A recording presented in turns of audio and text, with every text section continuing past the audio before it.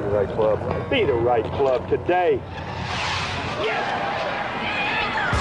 Johnny, that's better than most. How about him? That is better than most. Better than most.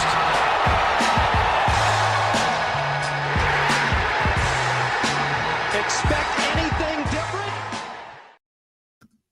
Ladies and gentlemen, welcome to the first ever live from the Kill House. Not really from the Kill House, not from a major championship / players championship / Ryder Cup / Solheim Cup. First ever designated PGA Tour event recap. I think I executed that perfectly, guys. This is the No Leg Up live show presented by our friends at High Noon. Solly here, DJ Pie is here, looking crisp in his image. Hello, Pie Man. Hey guys, happy new year. Happy to be with you. Designated live show. You took the words right out of my mouth. That was low hanging fruit, and I'm glad you went for it. Neil, how are you, man? Great to see you. I'm doing well. You know, it's tough adjusting to the 30-degree weather off the flight from Maui, but we're doing well. We still got, the sun on our mind here. First one of the year, working out some camera things. Could be some autofocus issues. Listen, we're trying to get dialed, but happy to be here and a lot to talk about. A lot to talk about tonight. This is also a first that the final hour of the PGA Tour broadcast is going to have less ads than we are going to have on this show. And again, we were ecstatic to announce High Noon as the presenting sponsor for our live shows this year. That's a dream come true for me, honestly, because I've been drinking High Noon on the show ever since I discovered them. I don't think I've touched another seltzer since I've discovered them. It's made with real vodka, real juice, and sparkling water. You guys know I've driven all around to Jacksonville to I think 3 or 4 different Publix to try to find the pool pack. I got the pool pack tonight. I got my guava. Sun, I know, is not out in a lot of places this year, but I kind of feel like the point of this whole tournament is like you can pretend like you're basking in the sun in Hawaii. So you can look for High Noon on Drizzly or at your local convenience or liquor store, or visit highnoonspirits.com to find it near you. 100 calories, gluten-free, no added sugar. I'm telling you, these things are in high supply at my household. Again, the kiwi and the guava are the go-tos tonight. So the High Noons were flowing out in Hawaii this week, if I may say. Watermelon for me tonight. I'm going to go black cherry. I feel like there's a lot of black cherries left over. I don't know if you guys are big black cherry guys, so I'll hoover them up on my end over here. Guys, a lot to talk about. We were kind of game planning earlier on about, what are we going to talk about tonight? The tournament's going to be kind of boring finish here. We got a lot of our experience in Maui this week to discuss as well. But all of a sudden, pretty damn exciting near the end. Are we worried about Morikawa at this point? What does this mean? DJ, what did we just watch, and how do you make sense of it?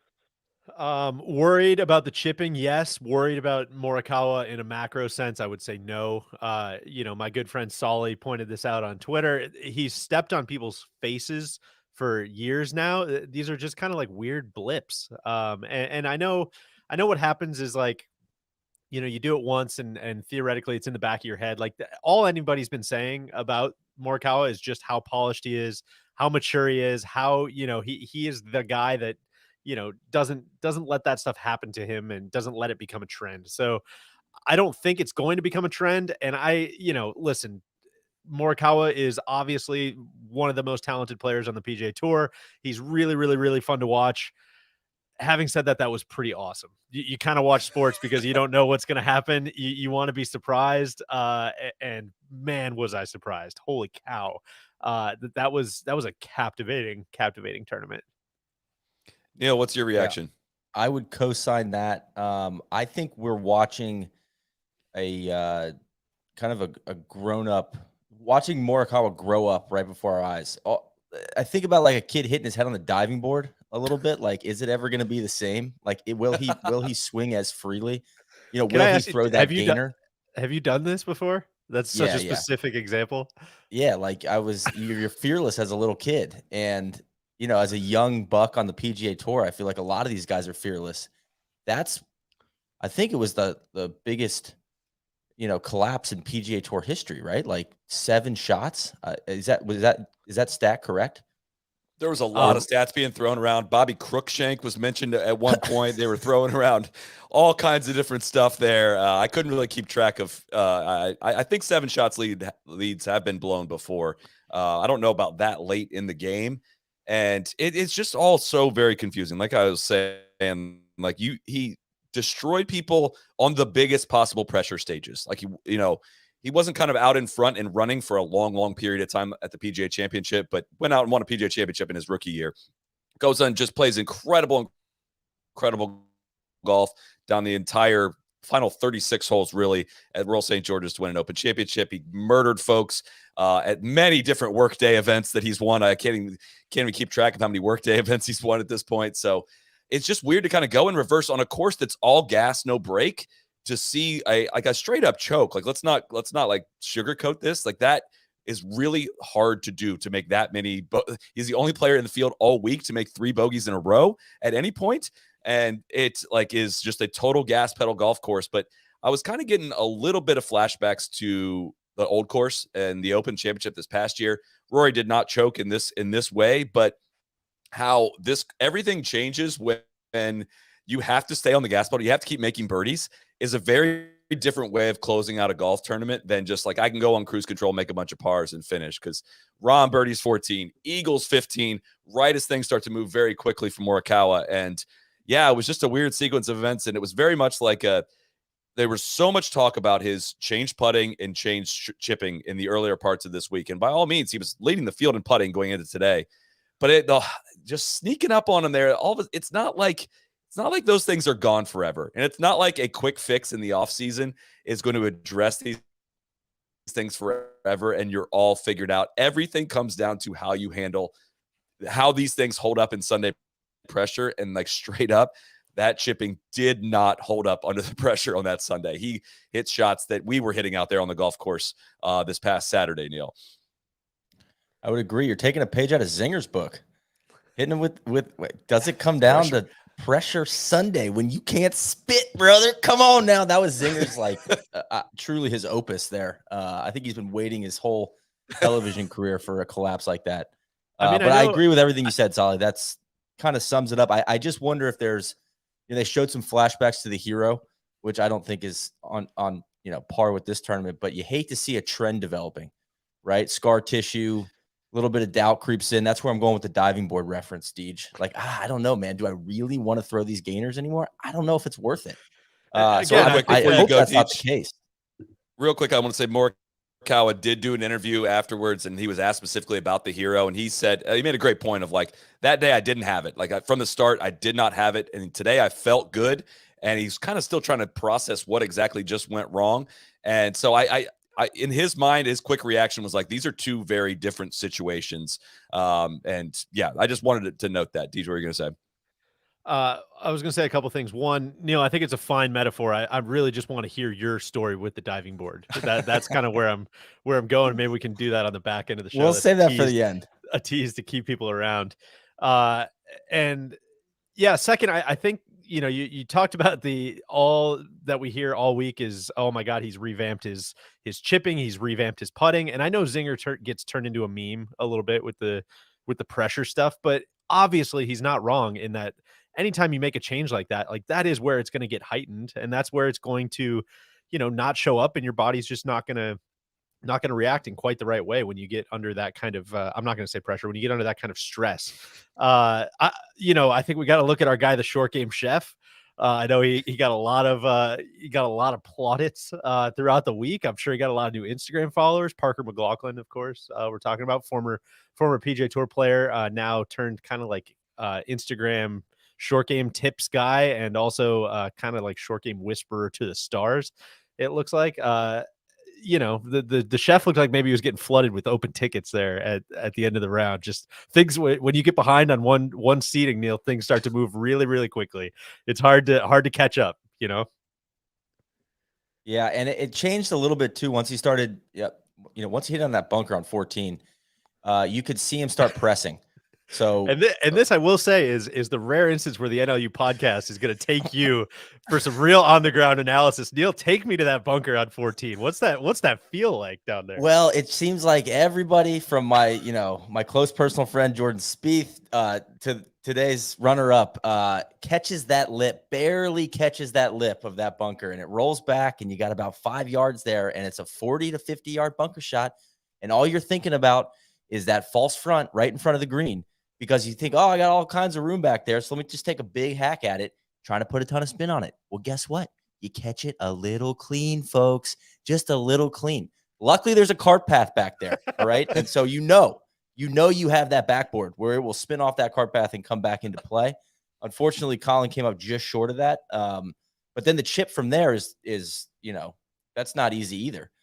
So getting up and down from behind the green is tough. So that was, God, that warmed my heart. I was like, oh my God, this is the exact same shot I had.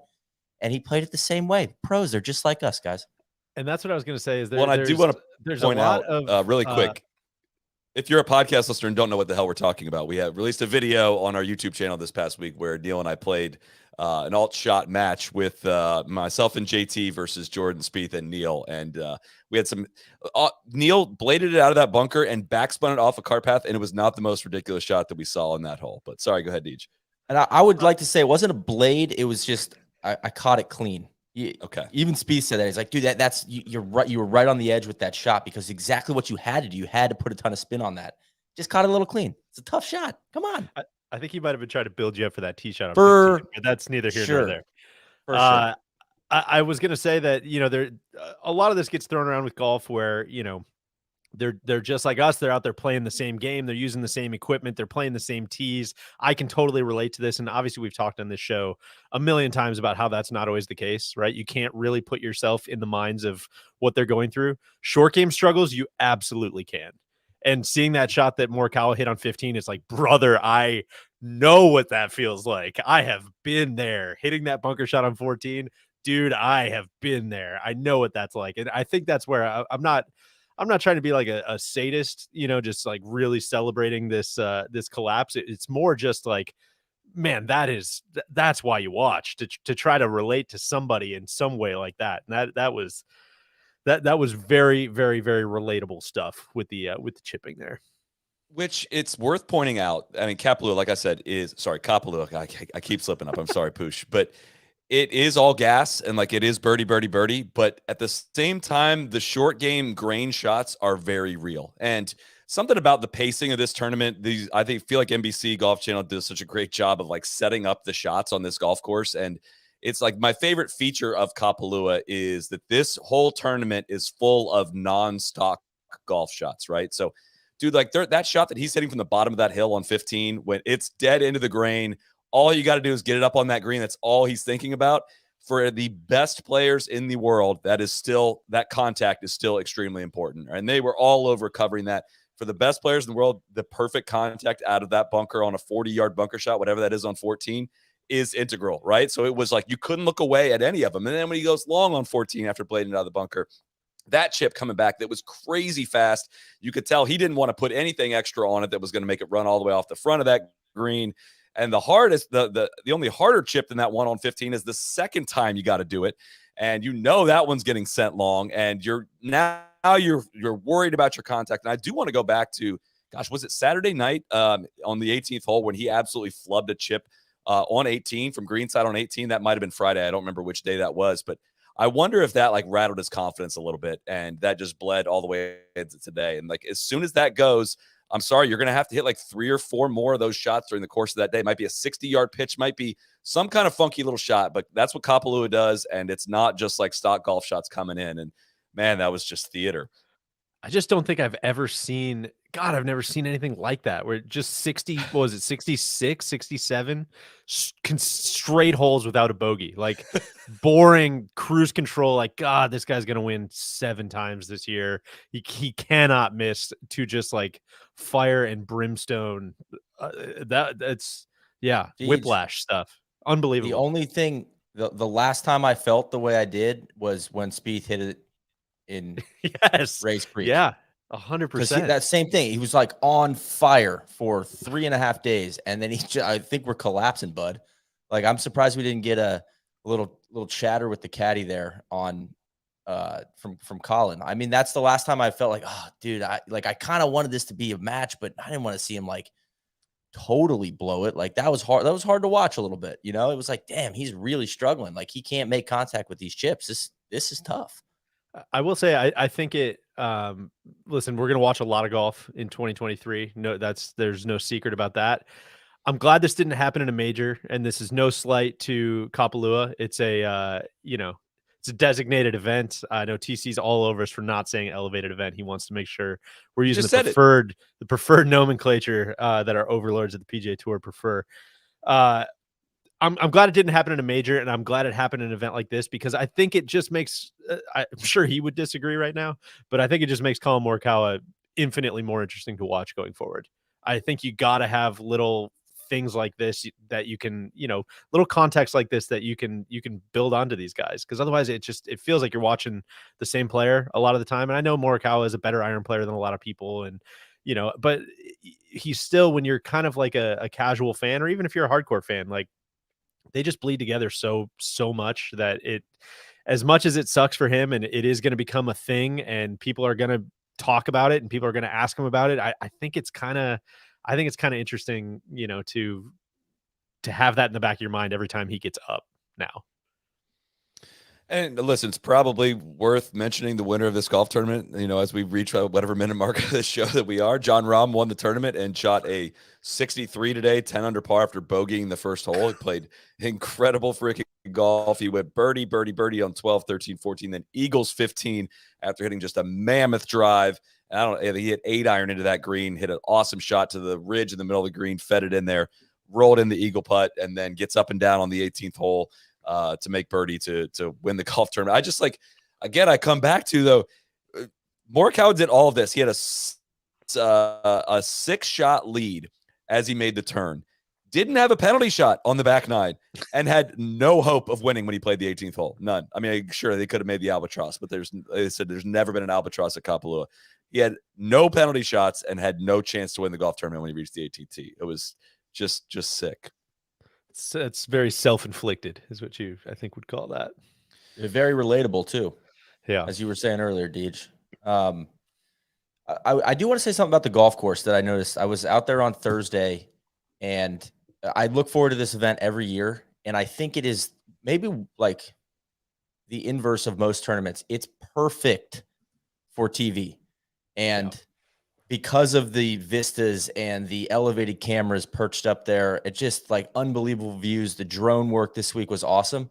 But guys, in person, really tough place to watch golf on the ground. Okay, really, really difficult. There are not many groups coming through. They're all taking their sweet freaking time getting down the mountain.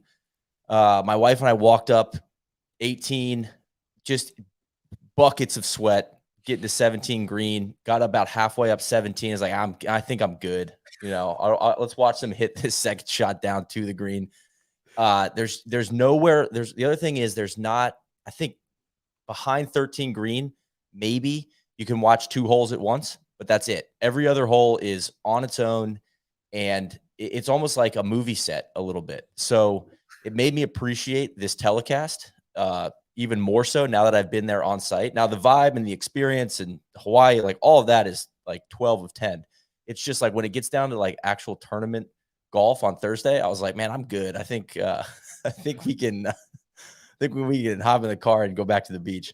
This is a comment for a very small audience of people who have been to this tournament or are going to go to this tournament, but there is no more deflating feeling in the world of golf than getting through, I think, like the 5th green.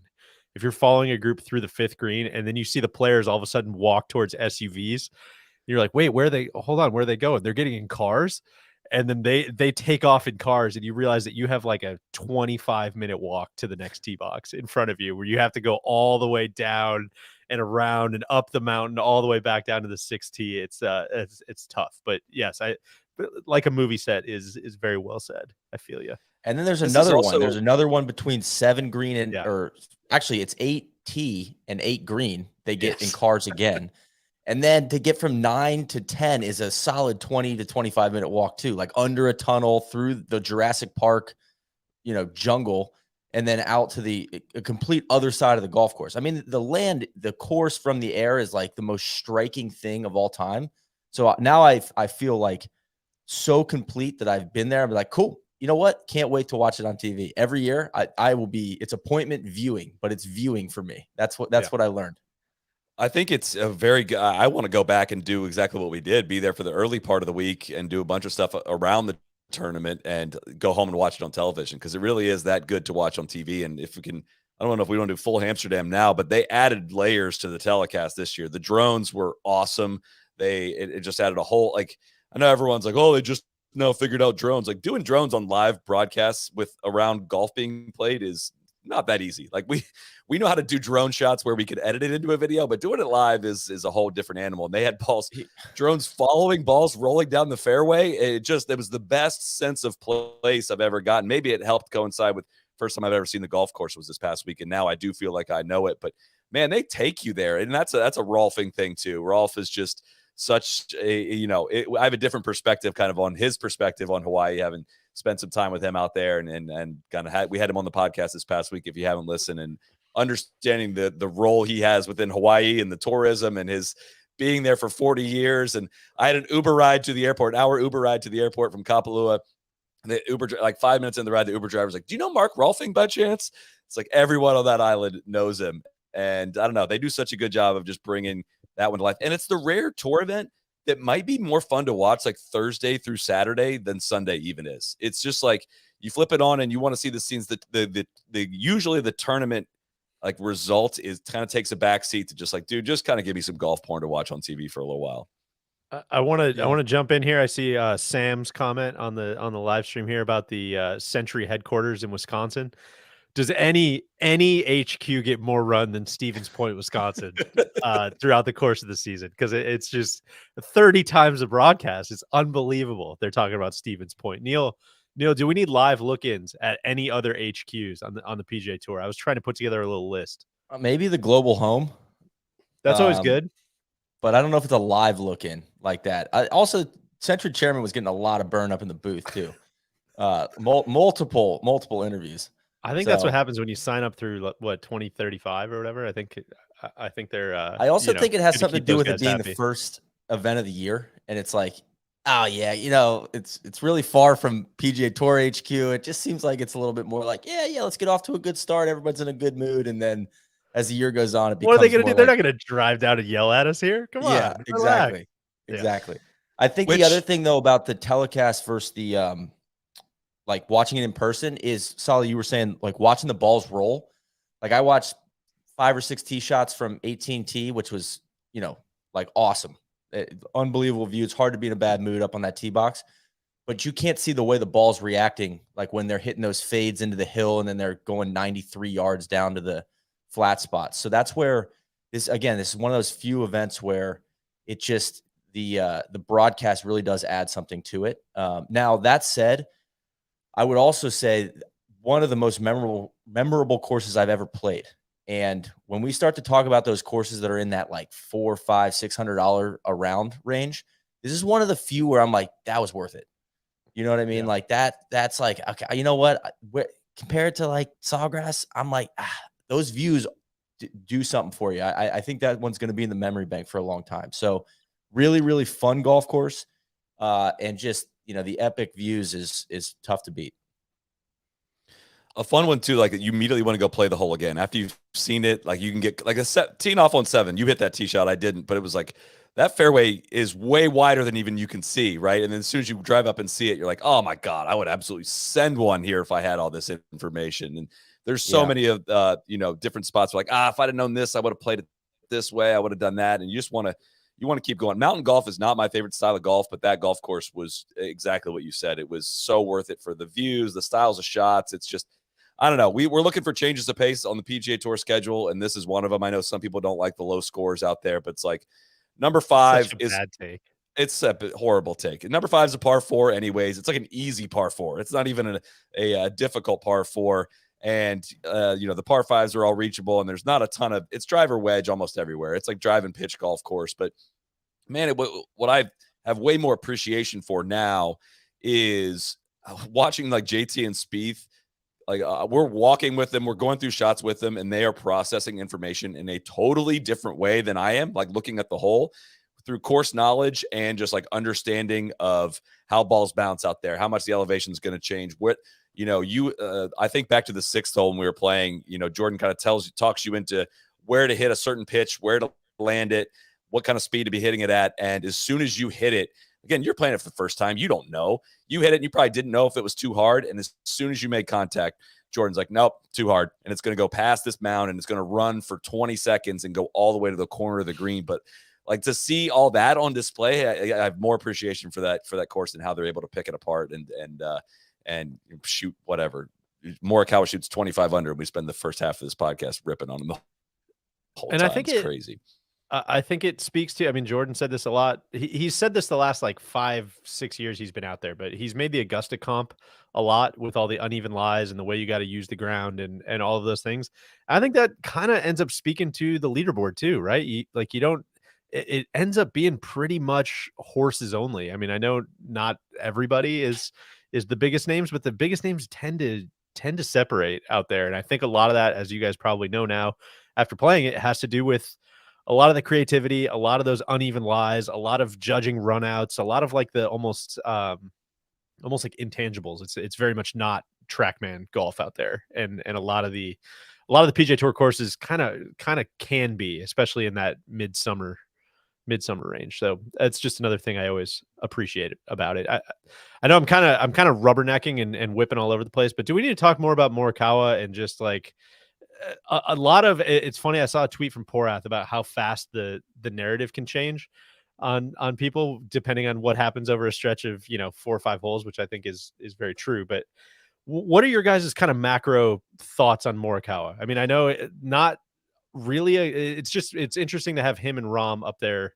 today because it feels like they had kind of similar seasons last year, right? Like not bad. They both played kind of good, but didn't really get much out of it. I'm curious kind of what you guys feel on Morikawa now and where you think he'll be going forward. Believe it or not, I think this week is going to be a great thing for him. It was a nice reminder of what his A game looks like and that he is a force in golf. He has high variability weeks, which is usually very, very, very rewarding when it comes to golf. And like we've documented, he's won some big ass tournaments. A little bit of, forgot about Dre last year. Did you see the strokes gained thing that like his strokes gained 2022 and 2021 are exactly the same? And yeah, I've been saying that forever. Did you dunk on me? Nobody wants your strokes gained. No, get that out of here. You just rely on it too heavily. I obviously get it. I know that. Hold on, let me crack one more of these before we get into that. Look at who's bringing up strokes gained in the conversation and what's that. I'm not totally dismissive of it. It's just it's a tool in the toolbox, and I think that's very interesting. Yes. Sorry, continue, please. As I've mentioned many times, the strokes gain's about the same, but just didn't have the same like variability spikes where it's like, all right, dude, seeing the variability spike again, I know that did not end very well, but like that was a really, really freaking good golf tournament. It's going to take him a while to kind of realize all that. And I don't know. And also just think like looking at this golf course, I don't think it's like, oh, that means this guy's going to have a huge year. Cause again, the test and the shots are just so different, so freaking different than the majority of what they're going to have. But I think we can move very quickly in this sport. I'm like the most guilty of it. Like if you don't win for like 6 months, people can kind of forget about you. Like how much are we kind of like just, lukewarm on Scotty Scheffler right now after what he did around this time of year last year? It's just kind of like, what have you done for me lately at all times? So a good refresher on Morikawa and a reminder that he is an enormous talent that has already stacked some outrageous wins. I put that stat up earlier. What he's done through 76 starts looks very similar to Spieth. It's a different age bracket. Like Spieth was 21 when he made his 76th start, and Morikawa was 25 now. But it's just very much worth noting that he's stacked a lot of tour wins, won 2 majors, and just clearly has a different level that he can get to. Which I don't know. I'm buying Morikawa right now. Deej, I have no issue with Morikawa. I'm very, very impressed with his golf game. I think he's the iron play, the tee ball, like it all looks so professional. And I think that's a little bit of the issue I have is that he's almost too professional and he doesn't make me feel much. Like I had no issue when he was up by 5 strokes, I think on 10 or 11, I was actively rooting against him. Like, come on, make this, there's just a bit, it's a bit boring. It's so good that it's boring sometimes, which is not a fault. I don't want that. It almost it's critical because I'm not rooting for him, but it's not, it's almost like a backhanded compliment a little bit. It's like he makes it look so easy and so like polished that it just makes me kind of just tune out. That's honestly that's exactly where I'm at. It could not be anything, less against him. It's just, hey, some people don't like the Yankees, man. Some people don't like Stanford. Some people don't like Michigan. Like that's just how it is. It's just, it's not quite for me. And I think, honestly, like watching him go through a couple of these things, like the quote gets brought up all the time now, but the Padraig Harrington, ignorance versus experience kind of thing. I think he just becomes a much more interesting player as this stuff happens. And Solly, I'm kind of with you. I know this sounds like kind of a cliche, but I think it might end up being kind of a positive because he's so buttoned up in every other facet. Like I don't think he just all of a sudden stops being buttoned up. Like I think he's going to be the kind of guy who is buttoned up and reacts to this as such. And I think like you look at the major venues this year. I mean, I already made all the Augusta comps to Kapalua. I mean, I think that is one where he seemingly should play really, really well.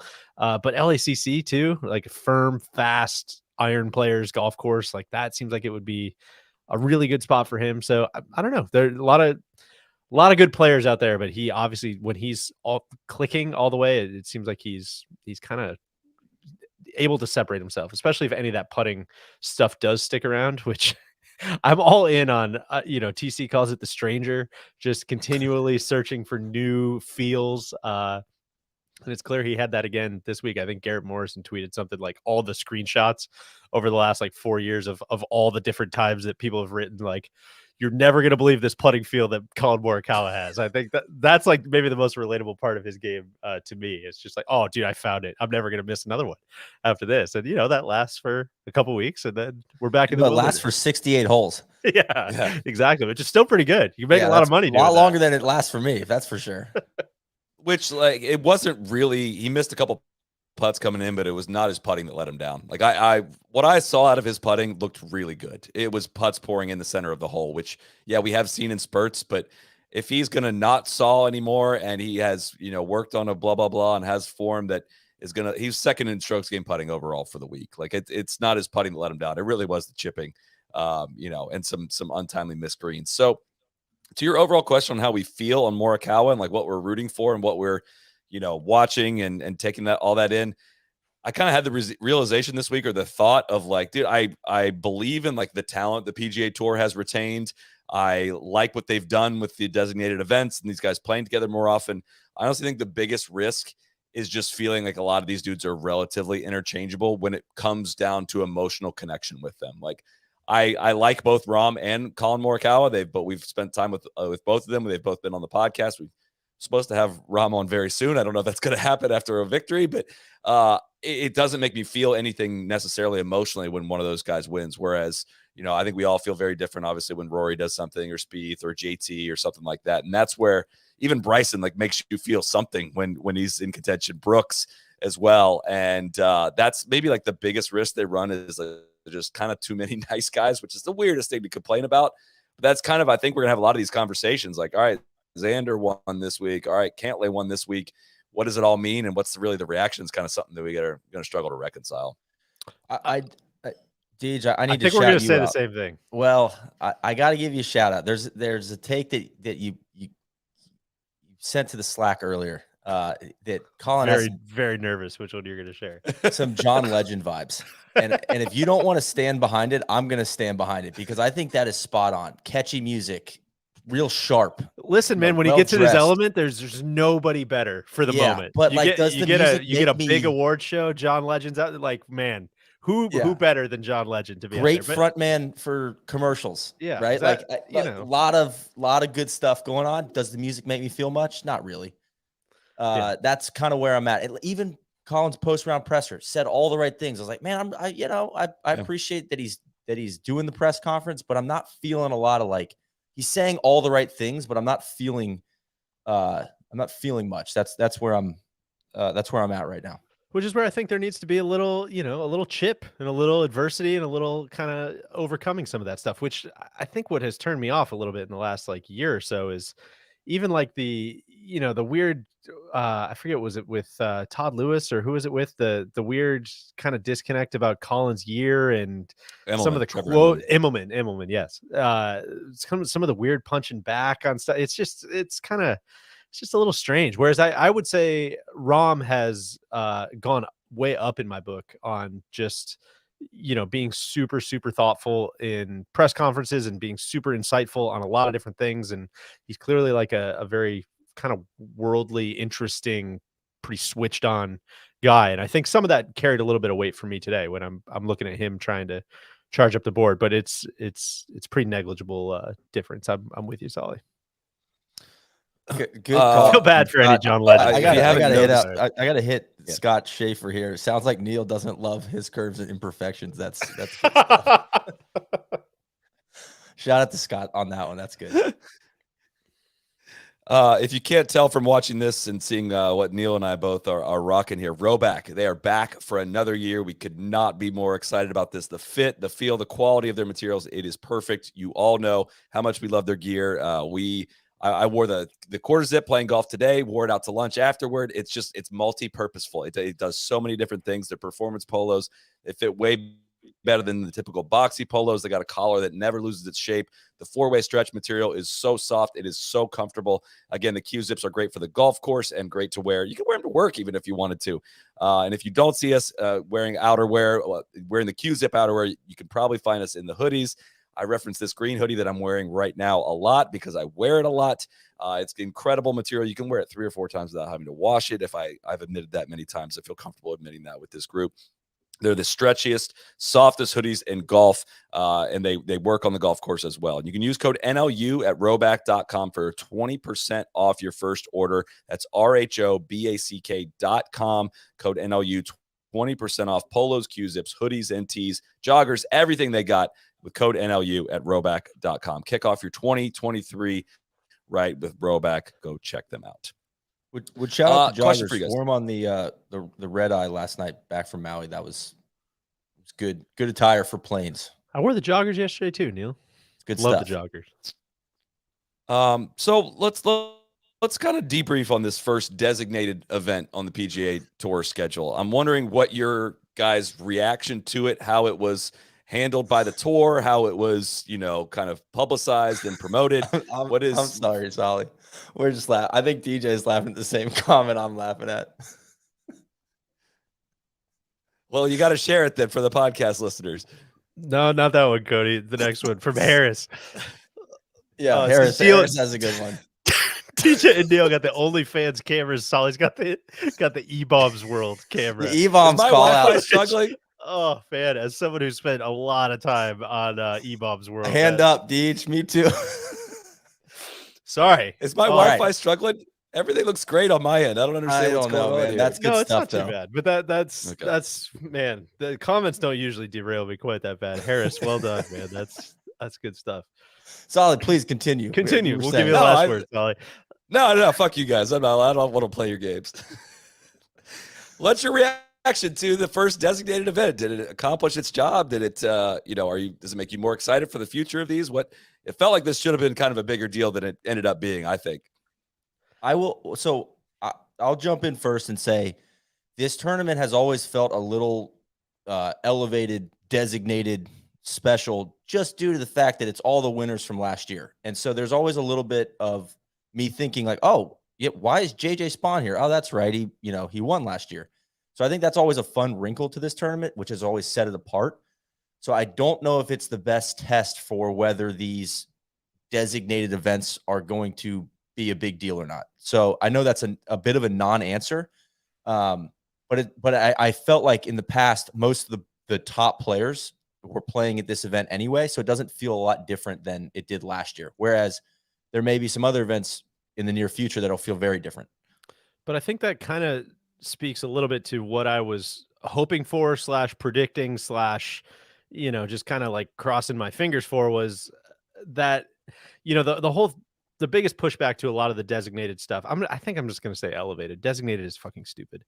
But the biggest pushback I think that we saw to those was that, oh, these are just going to feel like WGCs and they're going to feel super soulless. And that's not the case when you're going somewhere that already has history. Like the problem with the WGCs was that they were trying to pull it out of nowhere and they were trying to say like, look how shiny this is.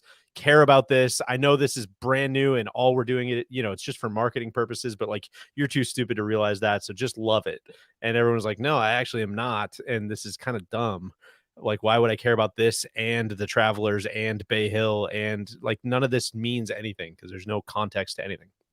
Whereas I feel like, Solly, you said it earlier, I think in the podcast, and I think we've said it the last couple months, is like, this year it just felt like Kapalua that and love, only like a little bit better. And I hope that Bay Hill feels the same way. It's Bay Hill, the golf course, the history. It's just a little bit better. Memorial, that's just a little bit better. And I think where they can really expand on that is going to a place like Heritage, right? Where it's like, hey, here's an event that's been on the PGA Tour for a really long time.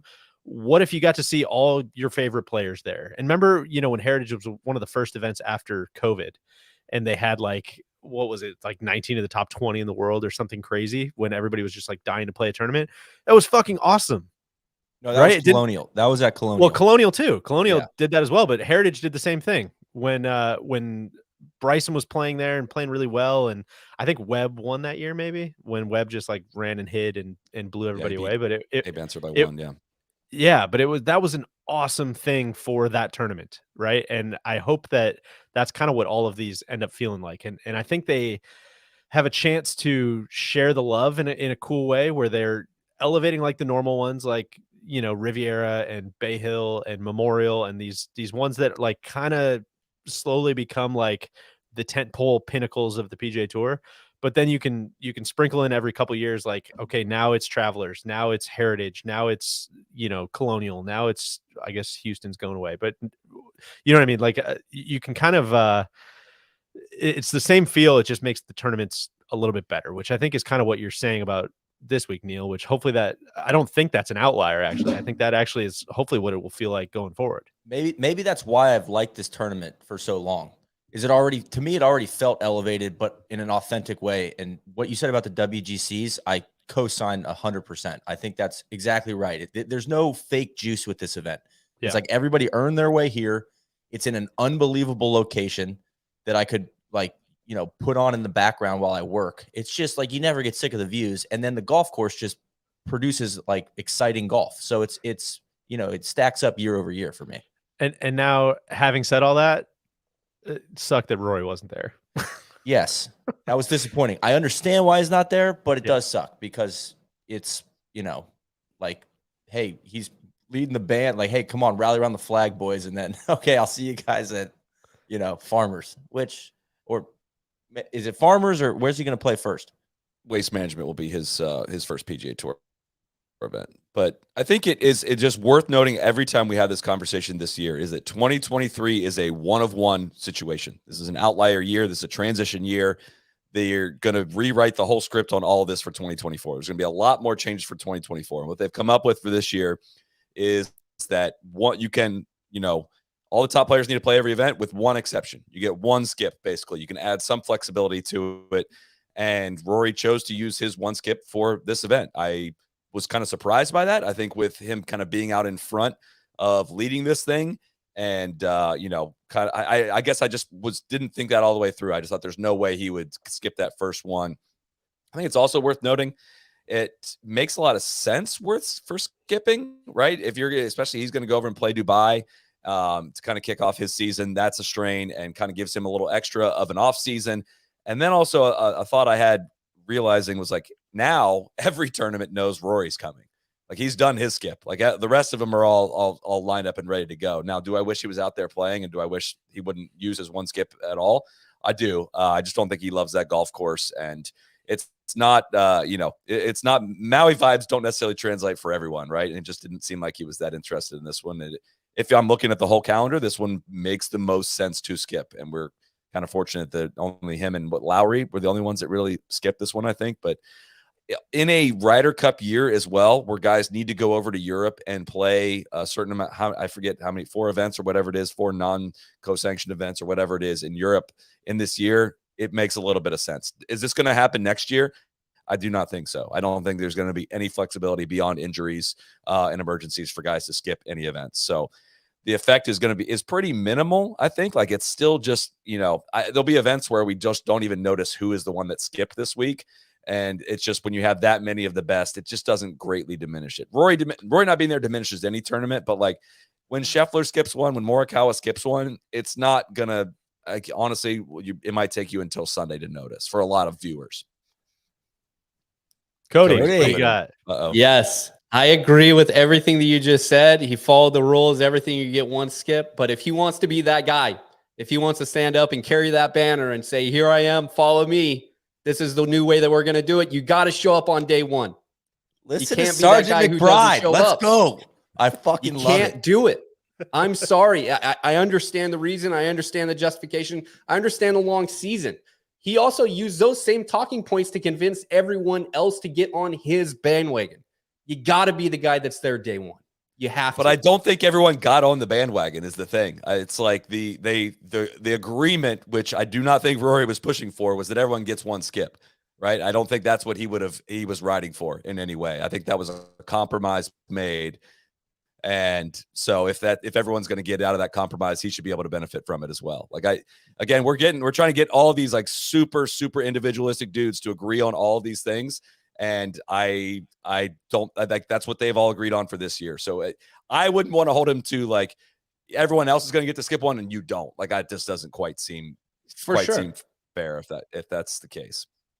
Cody, I agree with you. You got me like sitting up in my chair. That got me super jacked up. Lead from the front, leaders eat last. Like sign me up for all the leadership cliches. That said, and I agree with all that, and I'm disappointed that Rory wasn't there, but I don't think anyone's going to remember this next week or the week after because Rory's going to show up and it's going to be like balls to the wall for the rest of the year for him. So I think still football it makes sense season with his too. schedule. Like he's doing his goals for the year. Probably, he's probably got some resolutions trying to get off to a hot start. I get it. Like it's just a bummer for golf fans. That's all. So when we were filming the Spieth and JT video, I was riding around in the cart with Bones, name drop, and I was kind of picking his brain a little bit about it, and I don't think he would mind me sharing this, but his perspective on it was like, hey man, like there's a big difference between playing and winning. And what happens when you win is, you're responsible for a lot, man. And that is like, it's very, very taxing to go to all these places and play super, super well. And Rory's playing super, super well right now to the point where like he kind of can pick his spots and he kind of can be judicious about what he's doing because he knows when he shows up to an event, it's kind of more of an obligation than it is for a lot of other guys, both from a media standpoint and also from he's probably going to be in the hunt all 4 days. He's probably going to be doing media after all 4 rounds. He's probably going to be, grinding in competition like that. That's a very real thing. And I thought that was kind of an interesting perspective, I guess, that I hadn't really thought about. Yeah, again, it's a one of one year. Again, I'm going to keep saying that, and I think it's kind of the miraculous thing in this is how much things have changed from one year to the next, right? And then these guys got on board and are going to play together as much as they will. And yeah, there's a lot of stuff to unpack about 2024, which we can probably do at a later time. But again, I think it's just like, correct me if I'm wrong. I don't remember Hicks and Azinger being at Kapalua. Like it felt like the NBC brought their A game for this one, and it's going to feel. I think this past week is going to feel drastically different than Sony Open, right? And it's we're going to start to feel the effects of what is a real PGA Tour event and what is like the B-level PGA Tour event, which is a great thing for fans. Like the less blurry those lines get, the more it's like, dude, I just don't really like have to tune in this week. If I'm a golf sicko and I want to see who is making the leap up to the next level, the next, who Chad Ramey is going to change his career this week by winning Sony like that, you can be that fan, but also it's like, hey, I only want to tune in these weeks. It also makes a ton of sense. So, which, like you said, I think is a good thing. Like I absolutely love the Sony and I can't wait to tune in, but I think where we get into trouble is trying to trick everybody into thinking that all these things are equal. And so I don't know if you guys want to do TV stuff now, but Sure. I thought NBC was phenomenal. Cody, what do you got? Hey, one thing before you get out of it, I don't know if you covered it because I was trying to do notes on the back end. And I apologize for the people viewing. For some reason, our slides actually cannot upload, so I'm trying to screen share them. Anyway, I know we started with it, but the tour just can't flip what they're calling something at the bottom and not give a justification for why. So why did we move from elevated to designated outside of the fact that they realized that we can't actually call something elevated because they all still have to be the same? I don't think there is anything outside of that. Like, I Well, think there that is already exactly were elevated events. why they can't do it. They had elevated Genesis, Memorial, list off Hill. Bay Hill, right? The Invitationals, Colonial, and so I think there's probably legalese and contract stuff, right? Colonial was not elevated, but it was just those three were considered elevated events. It was all confusing as hell, basically, right? And but I think that's designated probably also part sucks. of it. It's like we promised Genesis as a partner that their event was elevated 2 years ago, so now we can't call all these other ones elevated. So it's all just like that's going to be an issue for the tour. Is like, how do you keep the non-designated sponsors that are still have to pony up the money happy? Deej, I think your idea, like, they need to get everybody at the table and say, listen, you got to take a long-term look at this, and it's going to come around. Like Travelers, we'll get to you in a year or two. John Deere, like we got you guys. We're coming for you in 4 years, right? Like we're gonna designate some love here. That's not quite how it's going to work, though. So Travelers is elevated this year, 1, and 2. It's like sponsors are going to have the option to pay. Do you want a designated event? Well, I hope they would. You pay Would a hold significant hostage amount for more. them? It's 175% higher price, or no, 275% higher price from what I've gathered, to if you want to host a designated event, or you can sit at the kids table and host a regular. So that's my point, though. The kids table is where they're going to hemorrhage sponsors. That's like they have the option to pay, but like what the bottom might fall out on some of those kids table events, basically, is what I'm getting at. Well, and also think about like what props up a gigantic part of the tour. Like, what overarching deal touches every event on the PGA Tour is FedEx. And there's a reason why for a long, long, long time, everything was, except the majors, was 500-point FedEx Cup events. And while they're trying to convince everybody that everything's the same, is because like that's how they've sold that package, right? And so once you start saying like, no, actually Detroit is much different than Riviera, which is what everybody who watches golf understands and operates under the assumption of, like, how do you still justify like going to FedEx and saying like, no, you actually need to pay us an escalator of, times 42 events instead of times 17 events or whatever. You know what I mean? It's just, it's all these, like, it's a true, like, you don't know how TV contracts work situation where they've already sold all this stuff. So they can't really like go back and just rip it all up and just redo it on the fly, because then the whole business could, I assume this is all assumptions for me, but like, I assume you can't just rip it all up and start over and just say, we'll just build the plane as we're flying it, because you're talking about a fuckload of money and all these deals that are keeping the tour afloat and the deals that are keeping everything kind of, consistent and continuous from week to week. It's so complicated. And I know that's a very easy answer to say like, they can't just blow it all up because like things are very complicated. I know that's not how sports fans like to operate, and they're like, just fucking figure it out, man. But like that, it just doesn't work like that. And so I think this is where you see them get in this like semantic whack-a-mole situation of like, elevated, designated, please don't leave. You guys are you're an opposite field event, we just need to keep you in the boat. You guys are this, you guys are that. Like, I think they're literally just trying to figure it out within the framework of all the incredibly complex shit that they have going on. Yeah. But it's also worth keeping in mind, again, going back to the analogy we used, I think, in the preview pod, of like the house is on fire, right? So if you have some time to go in and get some things out of the house, what are you going to do? You're going to get your kids out of the house, right? All right, you're going to take care of the FedEx stars out of the house. I'm going to get the technology out of the house, right? I'm going to take all my most valuable stuff. We're going to get out of the house. Like my clothes, they burned up in there, right? But I'm going to get some new clothes. Like I can replace that. And that was not the most valuable thing in there. There might be some churn and some turnover there at the bottom, but to those sponsors, go to Roback.com if you're looking. Good, of course. To the sponsors at the kids table, you were already getting similar fields to this. It's not really getting worse for you. It's not. It's very. You just similar. can't say that out loud. Yeah, you can't. That's exactly right. Now you're rubbing poopy in our face. The marketing rep that's signing your checks is not going to like that. Yeah. And so that's one thing. And two, like not every sponsor is looking to get the same thing out of sponsoring a tour event as like FedEx is, or AT&T or Schwab. The ones that have like the huge media buys as a part of their sponsorship is very different than like John Deere, which is John Deere is like a hyper local event. And again, I don't like pretend to know this world, but like it's a hospitality. It is, the people that are your clients are going to be there. And it's $8 million to do that, which sounds like a lot of money to all of us. It is a lot of money to all of us, but like for big business, it's not.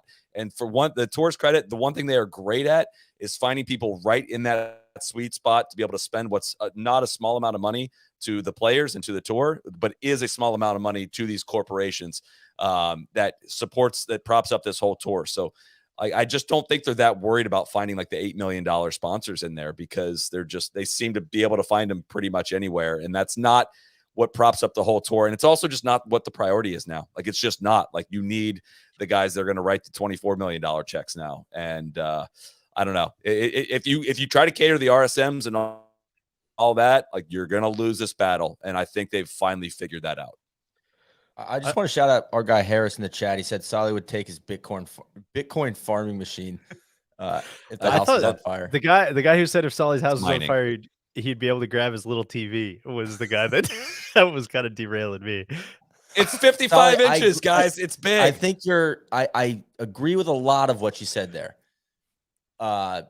Yes, you have to find, you got to get these designated elevated partners, whatever you want to call them. Got to get people to pay the big bucks for these 17 to 20 events. But they better watch themselves, though, because that $8 million, it might just be like everyone starts looking around and be like, what the fuck am I doing here? Like, let's just not do this. You know what I'm saying? Especially as the economy starts to change a little bit. I don't know. It's like when you say like, oh, they can find those $8 million partners anywhere. I don't know if they can. That's what remains to be seen over the next 1 or 2 years. I think it's a massive question mark for me.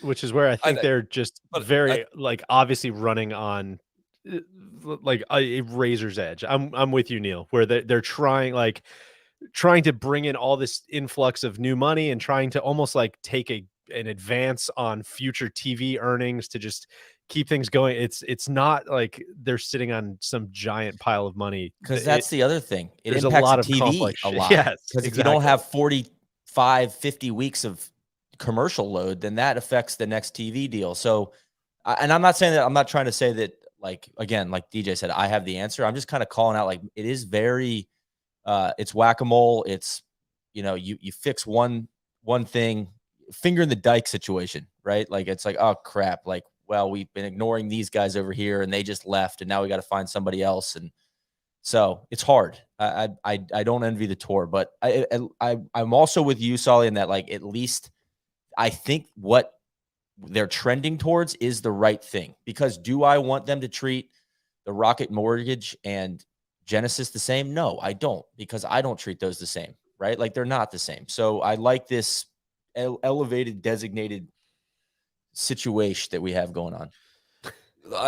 Two things I'll say to that is, one, it may make sense to have a sponsor or a former sponsor of a smaller event kind of come on and talk about what they get out of it, right? Like, it's not all dollars and cents, really. Like, if you're blah blah blah host of a fall event and you pay $8 million, but you're hosting $50 million worth of business that comes in every year, like, it's pretty hard to estimate like what your ROI is on all that. And, like, that's not my expertise.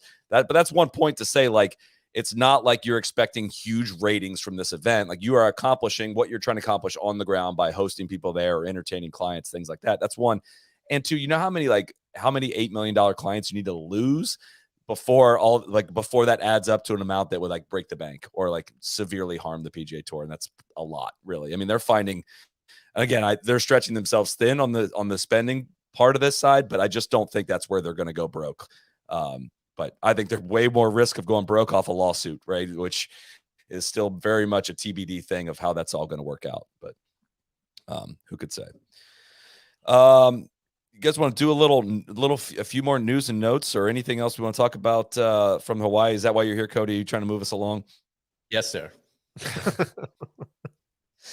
I don't have a whole lot of LIV stuff this week other than it's everyone's fleeing the sinking ship. It certainly seems. Otto Kosla, the COO, left a few weeks or months ago. I don't remember exactly when that was. Now the word has gone out that Matt Goodman, who was the director of franchises, named that in May, is also no longer a part of the management team. Which is, may I say, good work if you can get it over the last year or so. Director of franchises, bounce on clip art for an afternoon, pull a couple logos, ask your 8-year-old nephew for a couple team names, and I mean, the guy's just been eating cocktail shrimp since then. So that's great. So that seems not great. Things seem very not great at LIV. They've seemingly gotten absolutely no momentum this offseason. They've announced basically getting the tour's hand-me-down golf courses to be their hosts of their events, and they've announced no signings. And I don't even know if the bots have given up. Like, I don't even get the rumors anymore. Like, I think they've just tried to float all these rumors one by one, and they've just been manually shot down one by one by each player to the point where they're not even faking the excitement over the signings they're going to have. And things seem mega not good. Maybe they'll, come February when the events start, that they'll gain a whole bunch of momentum. But that was just a noteworthy thing that happened this week, and also just wild how much of an afterthought they've been basically since the team championship. But. Yeah, I co-sign. I mean, that was kind of leading into the season preview podcast. That was kind of the what's your prediction for LIV, and like short of something wildly dramatic happening, like Rahm walking off the 18th green today and being like, "Oh, actually, I'm going to LIV." Like I just like it would have to be such a from left field situation for anything to like massively change. It just feels like it's. If I know people are going to say that we're biased or biased, depending on their grammar, towards the PGA Tour, but it like, dude, show me any kind of momentum that's actually going on, and I would be happy to listen. But it's no new players coming on. There's fucking 15,000 people watching it on YouTube. Like, I don't see what big sea change is coming that's going to really change things. Yeah. I mean, it's not much to add. I would like to see how they kick the year off. I still don't think it's this year going anywhere. I was actually coming back from the airport this morning and had AM radio on for some reason. It was just on in the car, and I left it on. I was like, I think it was Bloomberg. They were talking about LIV and the subpoena with the 9/11 families and how maybe they're opening up the Saudis are opening up, using it to gain a dossier on the 9/11 families, whatever. But just hearing the discussion on general sports radio out in New York City was kind of cracking me up. I was like, it just wait, this Saudi golf stuff, like nobody knows what's going on with them because they haven't communicated anything in like 4 months, basically since their the championship ended. All we've heard is like, no, we're about to do something big. We're about to do something big again. I just want them to shut the fuck up and do it. I'm cool with it if you just want to go do it, but just stop talking to me about what's about to happen. That's the part where that's the problem. They've stopped that part. Sick of that. They're not even hyping anything anymore. Like, I feel like they've kind of run out of steam of even like faking like there's something exciting going on. They're also not, there's enough to make fun of there that we're not even make fun of them for running like the 2016 PGA Tour social media playbook, like the worst memes, the worst engagement, faking things that were just all the stuff that we made fun of for the PGA Tour like a long time ago. For as edgy and new as they are, they're running the exact same playbook, and it's horrific. And God, that is a drive-by on DJ Pie. Yeah, I was trying to think of what year I wasn't running the social media at that point. I'll have you know, I had moved on. All right, maybe I should have said 2017, August 2017 when you joined us. That was when you what passed a drive by. No, it's okay. Unbelievable. It's okay. No big deal. Neil, do you have any? You want to go through some best and worst? Well, go ahead. We should mention while we're talking about LIV, the tour did grant releases for quote a few end quote players to play in the Bonesaw Invitational, the Saudi Invitational at Neil. Saudi you played out there, Royal Greens, Golf Club King Abdullah, Economic City. I think you played out there, didn't you? TC's a member out there. Can't say that I made the trip. TC has a reciprocal there, I think, through his membership at Liberty National. Liberty National. Yeah, you took the words out of my mouth. No, I don't know if you guys have any thoughts about more tour guys going to play over there. I think where I kind of start is, I think Shipnuck pointed out correctly that the tour is in the midst of a lawsuit of, about being anti-competitive and keeping players from playing in certain places. So this is probably not the year to break from the tradition of granting these releases. I think they've granted them with strings attached in the past. Like basically if you go, you have to play the Pebble in, one of the next 3 years or something like that. But I don't know if you guys want to weigh in, if you have anything to say about that. Go ahead, Solly. It is just, again, worth noting this event is a Asian Tour event. It is a 72-hole golf tournament that is not part of LIV Golf. It is, the Saudi investment fund obviously runs this event. It's a golf event in Saudi Arabia, but it is not the same as granting, again, just for clarification's sake for anyone listening, it is not the same as granting a player a release to go play in a rival league. Right? It is a one-off thing that is very common, as you mentioned, DJ, for players to ask for permission to go play in other events, and the tour has granted releases on this in the past. It's not a compromise. It's very much, protocol, I guess. I'm just going to be very curious who it's actually going to be. It's been very clear. Lines have been drawn in the sand. Again, as I say, that is not a LIV Golf event. These are the guys that are trying to take over the world of golf and drive a huge fracture through the world of golf and throw middle fingers at the PGA Tour and professional golf at large through a number of different ways. Like, we kind of glanced past the quote chilling dossier that the Saudis are forming on the 9/11 families, like, as again part of this enormous political scheme that they're pulling. This golf tournament plays a tiny role in that. But I'm very curious in who has pledged their loyalty to the PGA Tour, yet also is going to play in this event. It's a very different step than it was last year when everything was such enormous uncertainty. And there were a lot of players that played in it last year that did not go to LIV. It's a totally different landscape now. And I'm very, very curious who the guys are that are going to be requesting releases to go play in this and actually go follow through and play with it, because they're going to face some very tough questions, I think, about that. And it's going to definitely be a discussion point. And is that unfair to project on any of these guys? I'm curious your guys' reaction on that.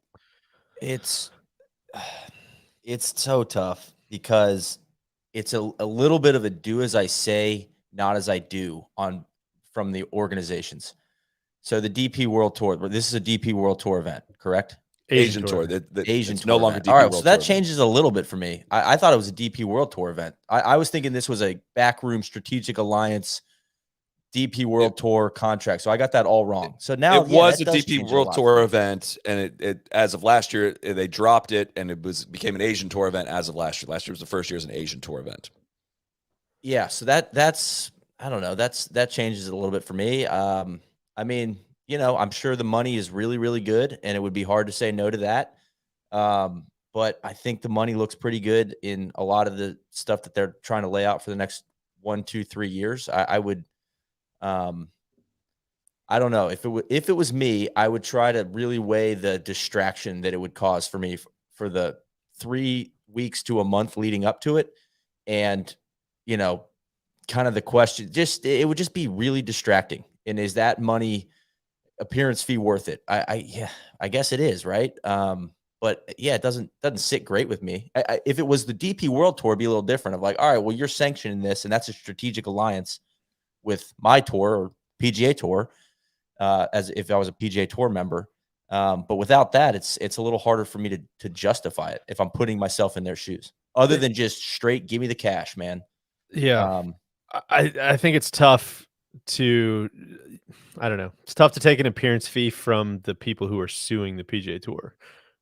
And then also be mad at the people who are suing the PGA. Like, it's just trying to have it both ways. And you're saying, Solly, that they're giving these releases. The justification from the PGA Tour is because they're in a lawsuit. It would be a bad look if they didn't, because they've done it for, like, they've set a precedent of giving a release for this event for the past 5 years.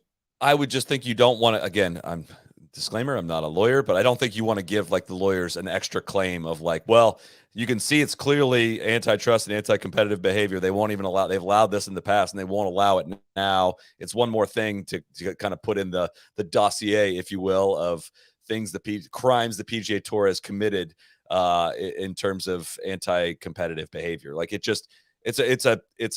would be could be a huge loss for the PGA Tour if they did that, basically. And it's relatively cost you as a tour overall very little to allow this to happen. Now, on an individual basis is where things are just going to get super interesting. And it's like, again, it comes back to, on the surface, anyone that left for LIV, like, hey, here's a ton of money to go play golf somewhere else. Like, individually, these decisions make a ton of sense. Like, hey, I'm going to pay you $5 million, blah, blah, blah, insert big name, to come play this event.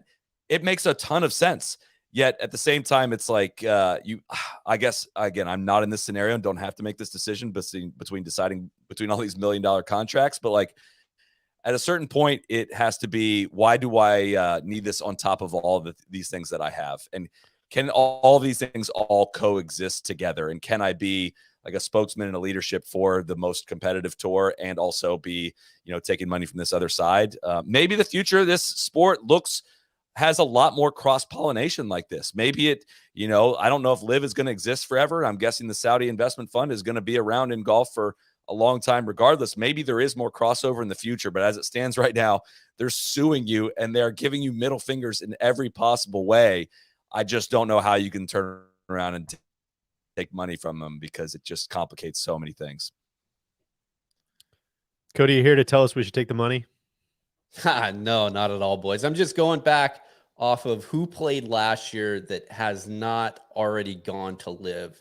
Names jumping out at me: Tommy Fleetwood, Big Shane Tone. Lowry, Big Tone, Xander. That's pretty much it. Terrell Hatton, but that's it. Everybody else has pretty much already made the move. And you're right. I think the stipulation last year was Pebble. So it'll be interesting to see what that field actually is like. But again, it comes back to like Xander's hurt. We didn't touch that yet. Hopefully he's back and we can see him at the next, at Waste Management. But I don't know. Shane mysteriously missing this week as well. Obviously, nobody really causing too much of a stink as Rory, but it'll be interesting to see who does jump, because outside of it, the purse last year was not big at all. I mean, $1 million to the winner. Obviously, they're getting a ton of money to travel over and actually play in the event, though. I think Lowry's going to play. I mean, based on the podcast we did with him last year, he said he signed a 3-year deal after he won the 2019 Open Championship.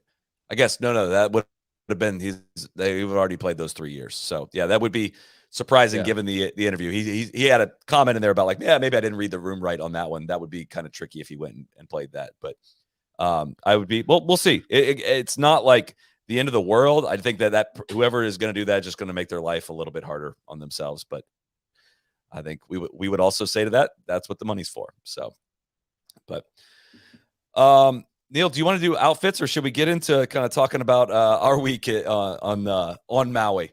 I'd like to hit a couple outfits. It feels like the return, the first event of the year. I guess technically not, but first event in 2023. All the apparel companies come out swinging like they've been in the lab. What are you going to wear first day of school?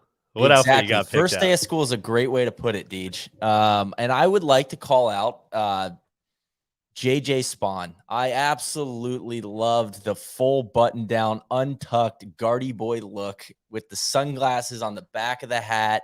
I mean, the guy just looked like he was on vacation. And I thought that was a great look. And I was very happy. I'd also like to call out Matt Fitzpatrick with the animal shirt on Sunday instead of Monday. He had the Tigers in the Jungle, it looked like, on his shirt, which of course that speaks to me. I don't think I can go with you on that one, but I'm glad that you liked it. Well, I like the spirit of it. I didn't really like the shirt that much, but I did like the idea of the shirt. Yeah, that's anytime you can incorporate some animals, you'll get a shout out from me. I mean, here's the problem with a lot of this shit is you wear a shirt like that's like kind of the weird sort of White Lotus wallpaper vibe. I'm in on that. But then you start putting like HR logos all over it. And you're just like, what are we doing? This is so stupid. That's very fair. It doesn't go well with sponsor branding. Yeah. It doesn't feel very authentic, which is kind of why I wanted to shout all this out. Is because it's so stupid. Like the ping hats all week are so ugly. Like everyone's trying way too hard. It seems like they've had 2 months to plan for it and they've overthought every bit of it. And we're going to come out swinging with the scripting. It's kind of a big do less for everybody. Yeah. Which is why I want to shout out JJ Spawn, because it was like a true do less. Like he's not even tucking his shit in. I'm way in on that. Like that's it, man. Talk about relatable. Look at this. Like I would wear that, or maybe possibly have worn that on the golf course. For sure. Yeah. Especially in an island paradise. It's great stuff. You guys got anybody else anything else that jumps out at you? I was just saying, I'm way just in on the overall like take me to Hawaii vibe. All the Hawaiian shirts, like they're all like kind of ugly, but I mean, I couldn't be more in on it. Ricky did the untucked shirt thing a long time ago and everyone freaked out. So JJ is kind of, it was a safe place for JJ to do it because people will remember Ricky for it and not really JJ, but I'm in on all of it. Like this event it's a made for TV thing. And it's kind of like not that serious of a golf tournament if we're being completely honest about all of it.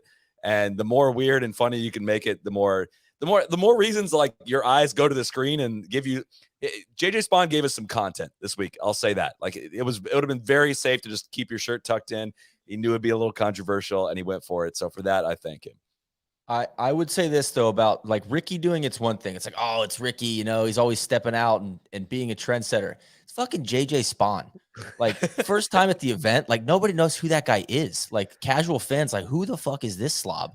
You know, like that's good stuff. Like I appreciate that he like that took some cojones for him to rock that look as the new guy. So first day of school, Deej, he's coming, he's taking no prisoners. I'm in on JJ Spawn. I think JJ Spawn's cool. I have a couple. I mentioned the ping one. Obviously, hit on Thursday. Hideki had an all-time bad fit, but that's kind of par for the course at this point. Just a bright pink shirt. I can't believe that. I don't know if he gets dressed in the dark or what, but it's tough sometimes. Feel for my guy, and I just want to kind of flame Adidas a little bit. I hate it when they script everybody in the same thing every day. You know, like when they're wearing like three guys are wearing the same outfit. It's like, it's not a good idea. So they should go with Dustin to the Four Aces. Maybe they can start making the Four Aces kits. They should just go get a franchise and do that on the LIV tour. But that's all I got. You guys got anything else on the outfits? I don't think I do. I saw maybe this is a segue, but the only outfit I really remember is I think we saw Rolf sauntering over to us onto the 17th tee at the Bay course, looking like the most relaxed person I think I've ever seen in my life. Just, ratty t-shirt, kind of loose shorts, flip-flops. The guy was no, living not in absolute flip-flops. paradise. He wears Uggs. Oh, right. Sorry. He wore Uggs out to the golf course to meet us, and then he wore Uggs to the podcast. He was wearing Uggs all day at the course, and I was like, Rolf, why are you wearing the Uggs? He's like, they won't let me wear open-toe shoes on set. So he wears Uggs. It was sick. It was the Kunu vibes all the way. Neil, any thoughts on Tom Kim's new setup? Team Nike guy now. I think that's a big move for him. I think actually I saw him at the Westin waiting for his car, and we gave him a shout out. Like he's decked out Nike head to toe, which is like, welcome to the big leagues, young Tom. Which again, like I was kind of like, oh yeah, good for him. And I was like, oh no, Tom Kim and majors now. It's gonna be that's gonna be a tough scene. We know that they do bad things during majors, and now our sweet innocent boy is gonna get caught up in that this year, which is unfortunate. But yeah, I should we transition kind of into our little experience this week? I mean, it was I don't know, it was jarring, I guess, if you will. DJ, you've long been a proponent of like how amazing this golf course and this whole tournament week is. We've always wanted to do this. We've talked about it pretty much every year. Like we should go out early. We can, go hang with the guys that are going to be there pre-tournament week. We can go shoot some content with them on the golf course. For those that are not familiar with how PGA Tour rules work, once tournament week starts on Monday, it gets really hard to do basically anything, and just there's a lot of interest involved. There's just a lot of stakeholders once tournament week starts, but if prior to tournament week starting, you can get away with a lot more things. You don't have to cut through as much red tape. And so we went out a little bit early and got set up to do one of our more memorable pieces of content we've ever gotten to do. I can't believe it actually came together, but as I mentioned earlier, we did an alt shot match on the Plantation course. Me and JT against Neil and Spieth. And I don't really know where to start with that, other than that was about the wildest reaction we've had to any content that we've ever published. Yeah, that was maybe you can talk through. I kind of tweeted about it, but talk through JT's reaction of how Spieth got involved, because we initially were just planning to shoot with JT. Still, Neil, you call that a good get? Still a good get. JT on the plantation course. We're happy with that. Yeah, we had We're 2 cameras fired Yeah, up. I'm going to we're be not gonna catching be balls greedy. into the green. Yeah. Great production plan, all in place. It was dialed. Which, yeah, we should give a huge shout out, of course, to Titleist for helping with this as well. In that, it was, a lot of comments flying around out there and all that, but it really was like JT has been an incredible supporter of our content for a long period of time. Yet when we didn't share an equipment sponsor, the ask was just always bigger from our end than it was for, like. It's just, if I'm his agent, I'm like thrilled of him going on a podcast when we're doing Callaway reads and things like that. So for those that haven't listened to, if you haven't listened to any podcasts to this point in the year, we are now sponsored by Titleist, and, kind of went to him and said like, hey, we're going to be out there early.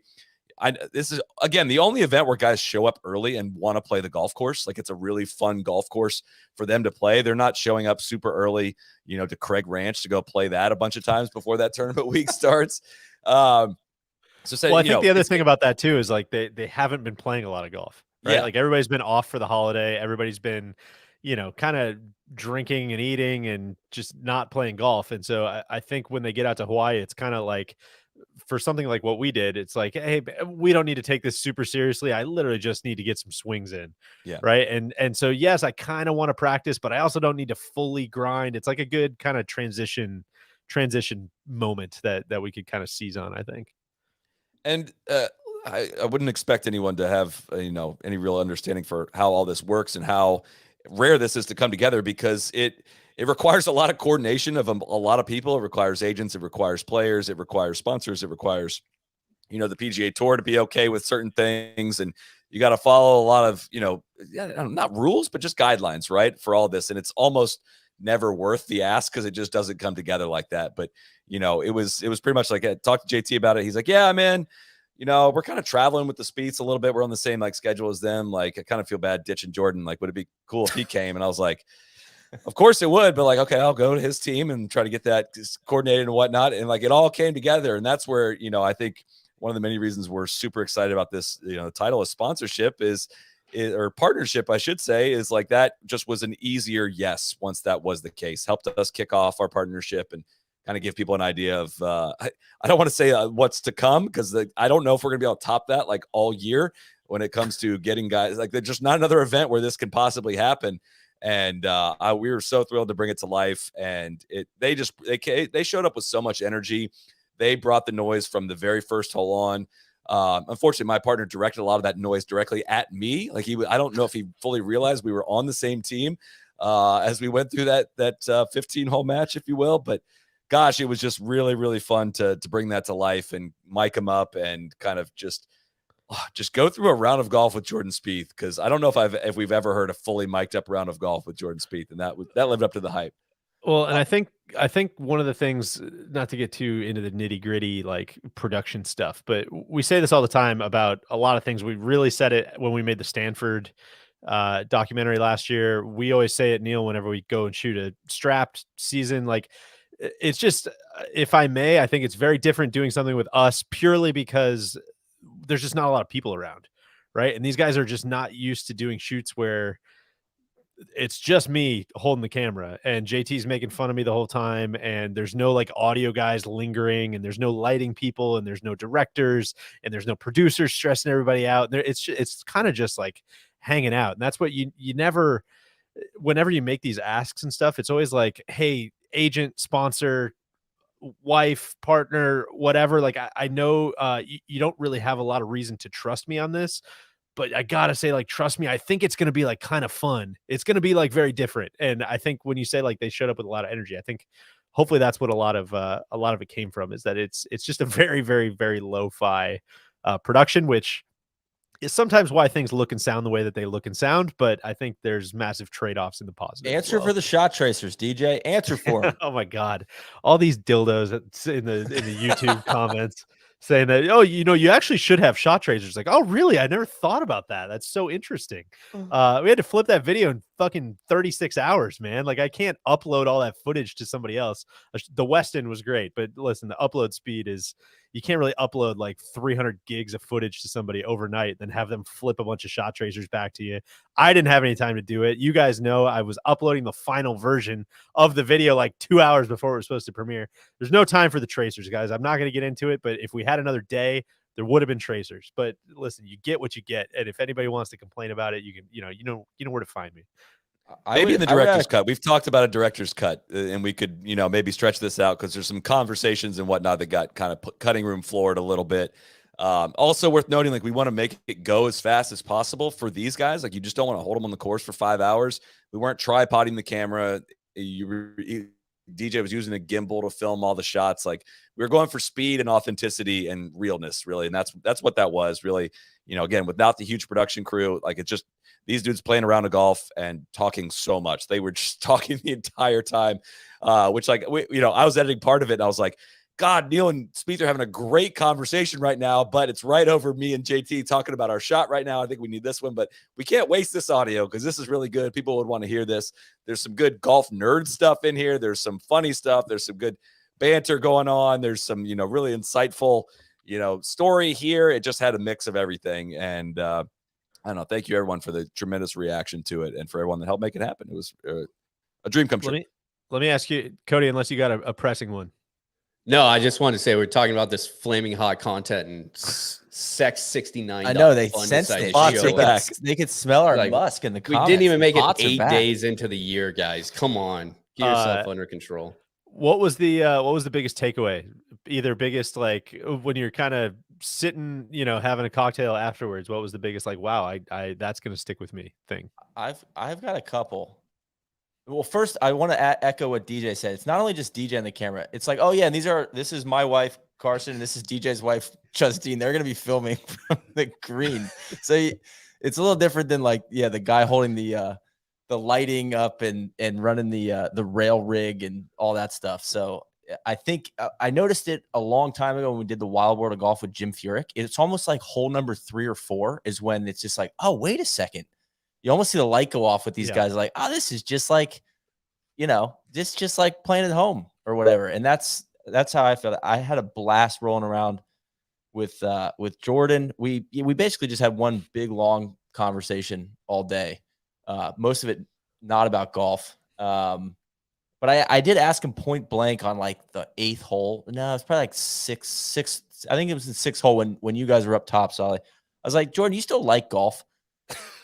And he was like, yeah, I do. I really do. Like, I'm really excited about this year. And just to hear somebody who's doing it as a profession with such high stakes. I think the biggest takeaway I had about Spieth as a person is that he doesn't have stock answers for anything. He is so, like, sincere and thoughtful. Like, sometimes you think he's fucking with you, and it's like, no, actually, he's just being very, very, very honest. And you ask him a question and he gives you, like, a very thoughtful answer. And so it's like, it almost makes you like, don't ask him a bad question. Don't ask him a bad question, because, like, I don't want to, I've only got so waste many. one, like, I don't, because it's like, he's putting so much energy into answering my questions that I want to make sure that I respect his time and his thoughts. So that was awesome. I mean, we talked New Year's resolutions with them. It was great. It was just really, really fun to get those guys kind of in a comfortable setting and spend some time with them. Both of them very easy to root for. And I had a blast.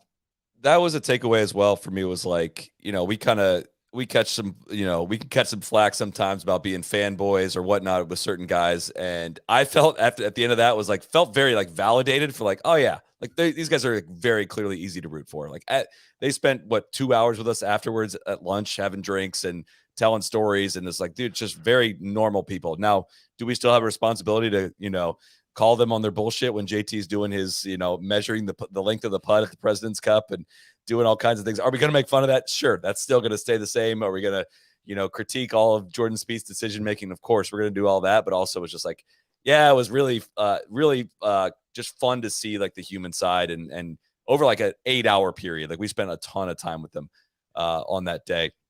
If I can address, you got to stop coming at me about the humidity thing. It's just basic fucking science. All right. The ball flies farther when it's humid. I don't care if they don't understand that. I know that the pros know how to get their distances right. it's not my take. It's just a actual fact that the ball flies farther. I'm gonna when have the to air get is a humid. Max Kellerman next topic on the podcast For board. sure. Next fucking Just- topic. Yeah. Move on from that. We got to move on from that. Second, Jordan's pronunciation of my name was a big topic of conversation as well. I Which can't believe you got Alpha. I You would- didn't correct him. I'll hand up on that one. I think when when you've mostly only like texted and seen it on Twitter and stuff, I think I probably said solely for a long time because it's not as it should be SOLLY if we're being honest, right? That would be a cut and dried. That spells solly. One L kind of throws you off. I think I struggle with the same thing. I guess so, but he's not the first person to do that. Some people just That's what I'm pronounce my saying. name That's that not way, it. and so I didn't even notice it. I didn't even like think anything of it. And on the comments when we premiered it, it was all everybody was saying. I was like, okay, I guess this is a big deal now. But yeah, but also Jordan. Before we started, Jordan was the one that was like, "Is this like a basically like this is like a shit talking match? Like, are we going to get into it?" I was like, "Hell yeah, we're going to get into it." So I had no problem kind of throwing barbs at him and kind of getting that going. But I would just like to note for the record that it was him that was like, "Oh, we're doing it like this today, aren't we?" Okay. I think I had two massive takeaways. One, Neil, you mentioned the New Year's resolution. Hopefully they don't, mind us sharing this. I was fascinated to hear they're both book guys. They both are dying to read more. I think JT that literally said he wanted to read 12 books this year. And I was Yeah. like, dude, you've come to the right place, my friend. Let's talk. It was heartwarming. Yeah, I think that was great. I think a lot of this stuff, I mean, podcasts obviously help, but you kind of only see JT in one light, or at least I'd really only seen him in one light. And it was very interesting to spend time like actually talking to him and hearing thoughtful answers. And I think he was like a very, very switched on guy. He was very interesting to talk to. And also like to take nothing away from Jordan at all. Obviously it was not his best day ever, but JT might be the best capital G golfer on the planet. Like, holy shit. The shot making, the way he sees different shots, the way he controls flight, the way he controls spin, the way he controls the face, the way like I was blown away. And I think it was kind of like when you talk to somebody like Max or you talk to, I mean, really anybody like JT's, I feel like his like power ranking is always way higher than like his world ranking, if that makes sense. Like when you talk to people at the highest level, they're always like, oh my God, like Justin Thomas is the guy. And I don't think I ever really got it until I said this to him too, but like until like the Players last year, right? When the weather got just horrible and he was the only guy in that wave to really just like climb up the leaderboard and kind of like assert himself and show what he could do. To see him on that golf course was like kind of the 201 of that class. Like he is he's the dude. Like I do want to say though, I do want to say my partner Spieth is the kid, and he beat JT this week, and he beat him this week. Yeah. Sorry, I wasn't aware of that. Spieth beat him over a 72-hole tournament, so I take back everything I said. No, but I think the magic Jordan has is like, yeah, he chunked I think he chunked like 4 5-irons. And he hit it horrible. Oh my God, awful. And then it's just like, doesn't matter. You shot what, 20 under this week? Just gonna whip it into shape over the next 3 days. I'll see you guys on Thursday. Unbelievable. Like it's just magic, man. It's crazy. But I agree with you on JT. His chipping, the touch around the greens is what blew me away. I guess I've never really given him the credit for the hands around the green. Very creative, different shots on every hole, really thoughtful with how he chips the ball. That stood out to me. That's cool and all. I get that. But like, what about Bones? I think that would probably get me more excited than anything else. Not saying that opportunity is not amazing, but to be out there with Bones, describing and talking through shots with JT. I think the coolest thing about Bones is there's I think twofold. One, and Solly, you I'm sure can add to this. You know him obviously much better than we do, but like maybe the most capital P pro that there is. Yes. Like he is just a professional caddy. And I think that stuck out. I remember that vividly when we were at Brookline last year. I think it was Brookline. And we're walking around and it's just like, I remember looking over at the other fairway and he's just out there walking the fairway by himself, charting everything, like going through all the paces. It's like, man, that guy's been doing this for what, 30 years, 35 years. He's he has every excuse to just like kind of coast and rest on his laurels and sit in the locker room and tell stories. And did I ever tell you about the time when Phil did this and when Ray Floyd did this? And he's just not that at all. He's out there on, if JT's out there playing golf, even if it's with us dipshits, like he's going to be out there because he wants to see how he's hitting the ball. He wants to see how the, surrounds are reacting to his pitch shots. And the new putter. He wants to see. I asked him on number 3. I was like, "Is this a new putter?" He's like, "Yeah, man. I get something I need to keep an eye on." Well, it was the putter that I'm sure people saw this, but it was the putter that he used in high school. Yeah, that he was putting back into play for the first time in a long time. But that was number one takeaway from Bones is just like, oh my God, that dude is not faking it, and he's not like lucking into having the best bags. Like he has the best bags because he's the best caddy. And 2, epic storyteller.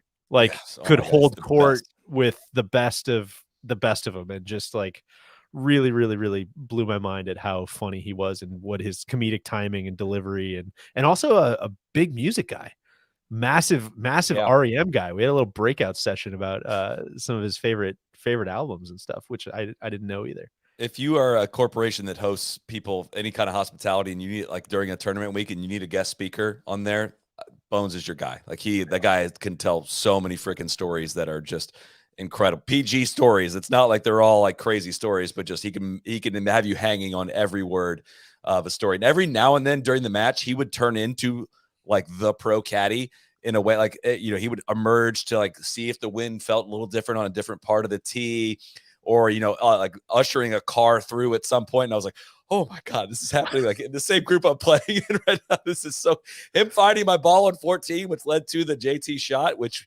has circulated pretty much everywhere at this point, was just like, oh my God, Bones is looking for one of my wayward drives on a drivable par 4. This is really embarrassing, but like, God, this is kind of cool too. And he found it, and it almost led to a birdie if somebody didn't mess it up. And I will say real quick, just because Titleist kind of basically seeded their ad time on this podcast. So like, yeah, just talk about the JT stuff.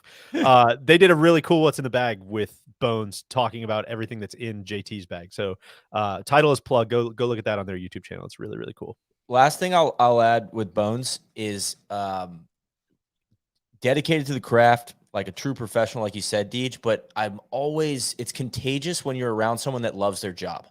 Yeah. And he is the definition of someone that loves his job. And it's just like, it's infectious. And it feels like I shouldn't say this. I don't know this, but I would guess there's probably a lot of like veteran caddies that are pretty jaded and worn out and just like, yeah, man, and he just seems to just love what he does and love being out there. And it's just such good energy. You just want to be around it. And it feels like not only JT, but all the other guys want to be around him. Like he's the man, period.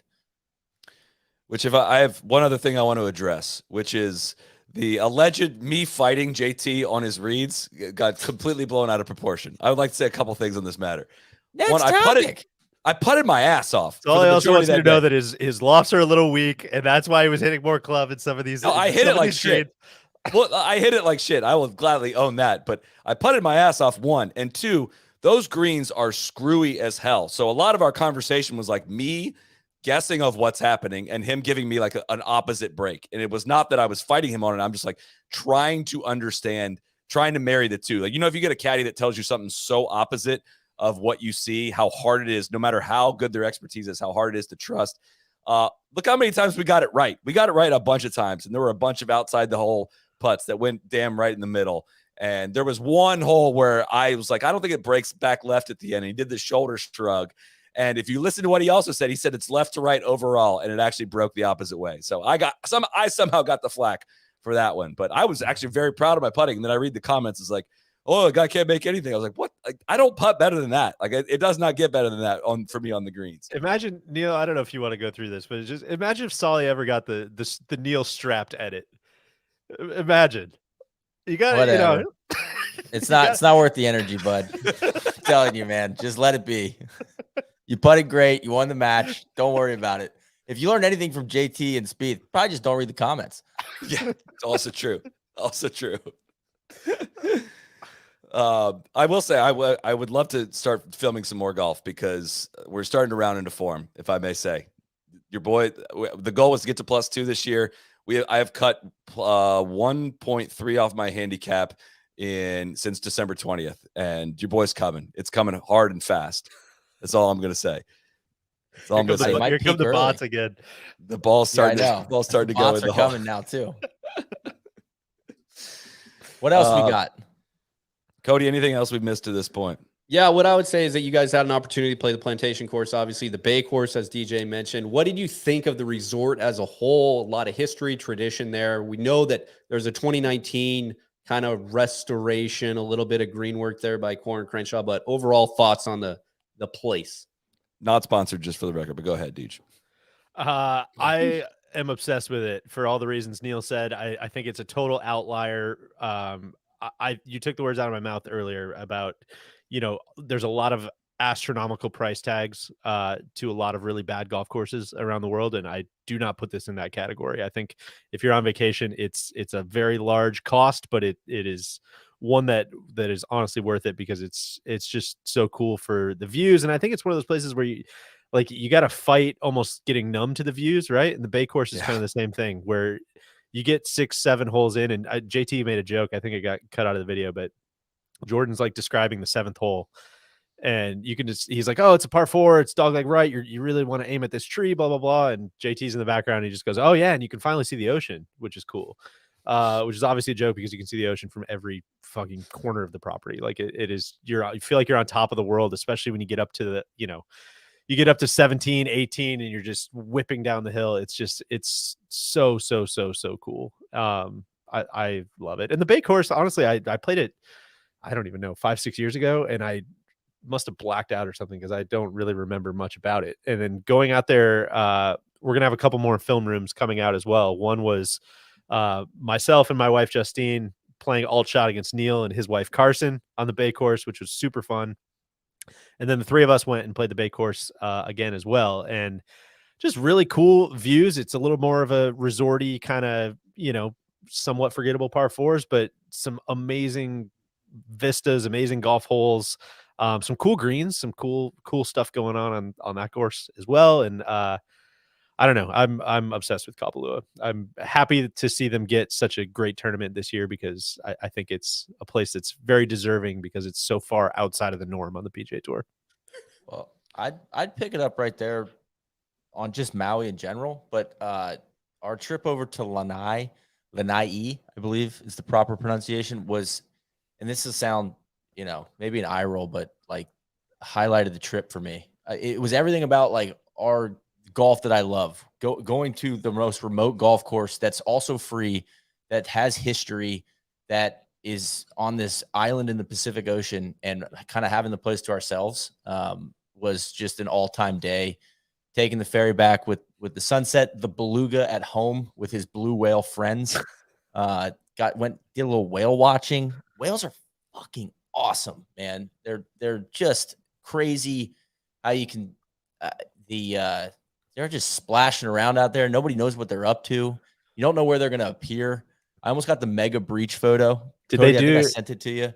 Did they do the microphone thing where they drop the microphone underwater and you can hear all the whales talking to each other? No, they didn't. We were not equipped with the AV team, but we got up close, and then it's almost like how I feel like the drone pilot must feel when he's doing the stuff trying to follow the golf ball live. It's like you just don't know where are they going to pop. I got my camera ready. Like, where's the whale coming? Where is he? Oh my God, there he is. And then you don't have time to focus the camera. So it was an all-time trip. And I think, Hawaii gets a lot of burn, a lot of love, but I think it's deserved. Once you get out there and, it made me appreciate the White Lotus series even more, because those resorts are a lot. They're a little bit of a Truman Show situation. But the islands themselves are awesome. And I think that's why I liked Lanai so much. I thought that was just the coolest place I've been in a long time. Since Lofoten, basically. That's the last place I remember feeling that way. Just like, man, we're on the edge of the earth, like playing golf. This is awesome. So that video, Deej, what do you think? Like early February? For Cabin Bay dish. course? Yeah, probably. I'd say we'll get them both done in concert with each other over the next couple weeks here. Cool. That was my first time in Hawaii, and I thought it'd be tacky. And I thought it would, Which it is in spots for sure. Yes, it is. The As part resort of stuff is Maui. a lot. It's like 3-4 days of that, and then you're probably good. But Sorry. I just didn't find it tacky. I just found it like decent, like quality, right? I mean, it's very touristy, but it just didn't feel tacky, if you will. The Bay course was like surprisingly like wide. I just was expecting, it to be, the land is extremely valuable in that part of the world. I was expecting tighter fairways and not as many places to hit the ball, but it was a total delight. It was a great compliment to Plantation, and I'd love to play a lot more golf on Maui. It was a great trip. I can't remember coming back from a trip like more jazzed up, more energized, and like feeling more, I don't know, accomplished from it. It was one of the true highlight trips. We've been a lot of places doing this job, and this is one of my favorite ones. It was just the podcast we put together, the videos we put together, and just kind of starting this year with a bang has been a great thrill. So very excited for 2023, and that helped get us going. So, Cody, anything else we missed? Yeah, the last thing that I have on the agenda here, just if anybody is interested, DJ is actually soliciting swing advice. So Aloha, please reach family. out to his DMs, Twitter, Instagram, even email if you can find it there. But he's basically looking for any advice possible. Deej, what are we working with here? You clearly got the bug, my man. I do have the bug. I got to tell you guys, it has not been over 30 degrees for the last 3 days, and I've gone to the range all 3 days. I completely have the bug. I had such a blast playing with you guys in Hawaii. I'm loving. I mean, I think a bag full of new equipment's always going to give you the bug back, and you're going to want to get out there and figure out how far you're hitting it and all that stuff. But yeah, I post. I love this, man. I love occasionally I can do it like once every 2 years, like just getting really into swing stuff. Like, it's cold out, it's shitty. I'm not going to actually play. Like, let's just think about swing positions for like 5 months.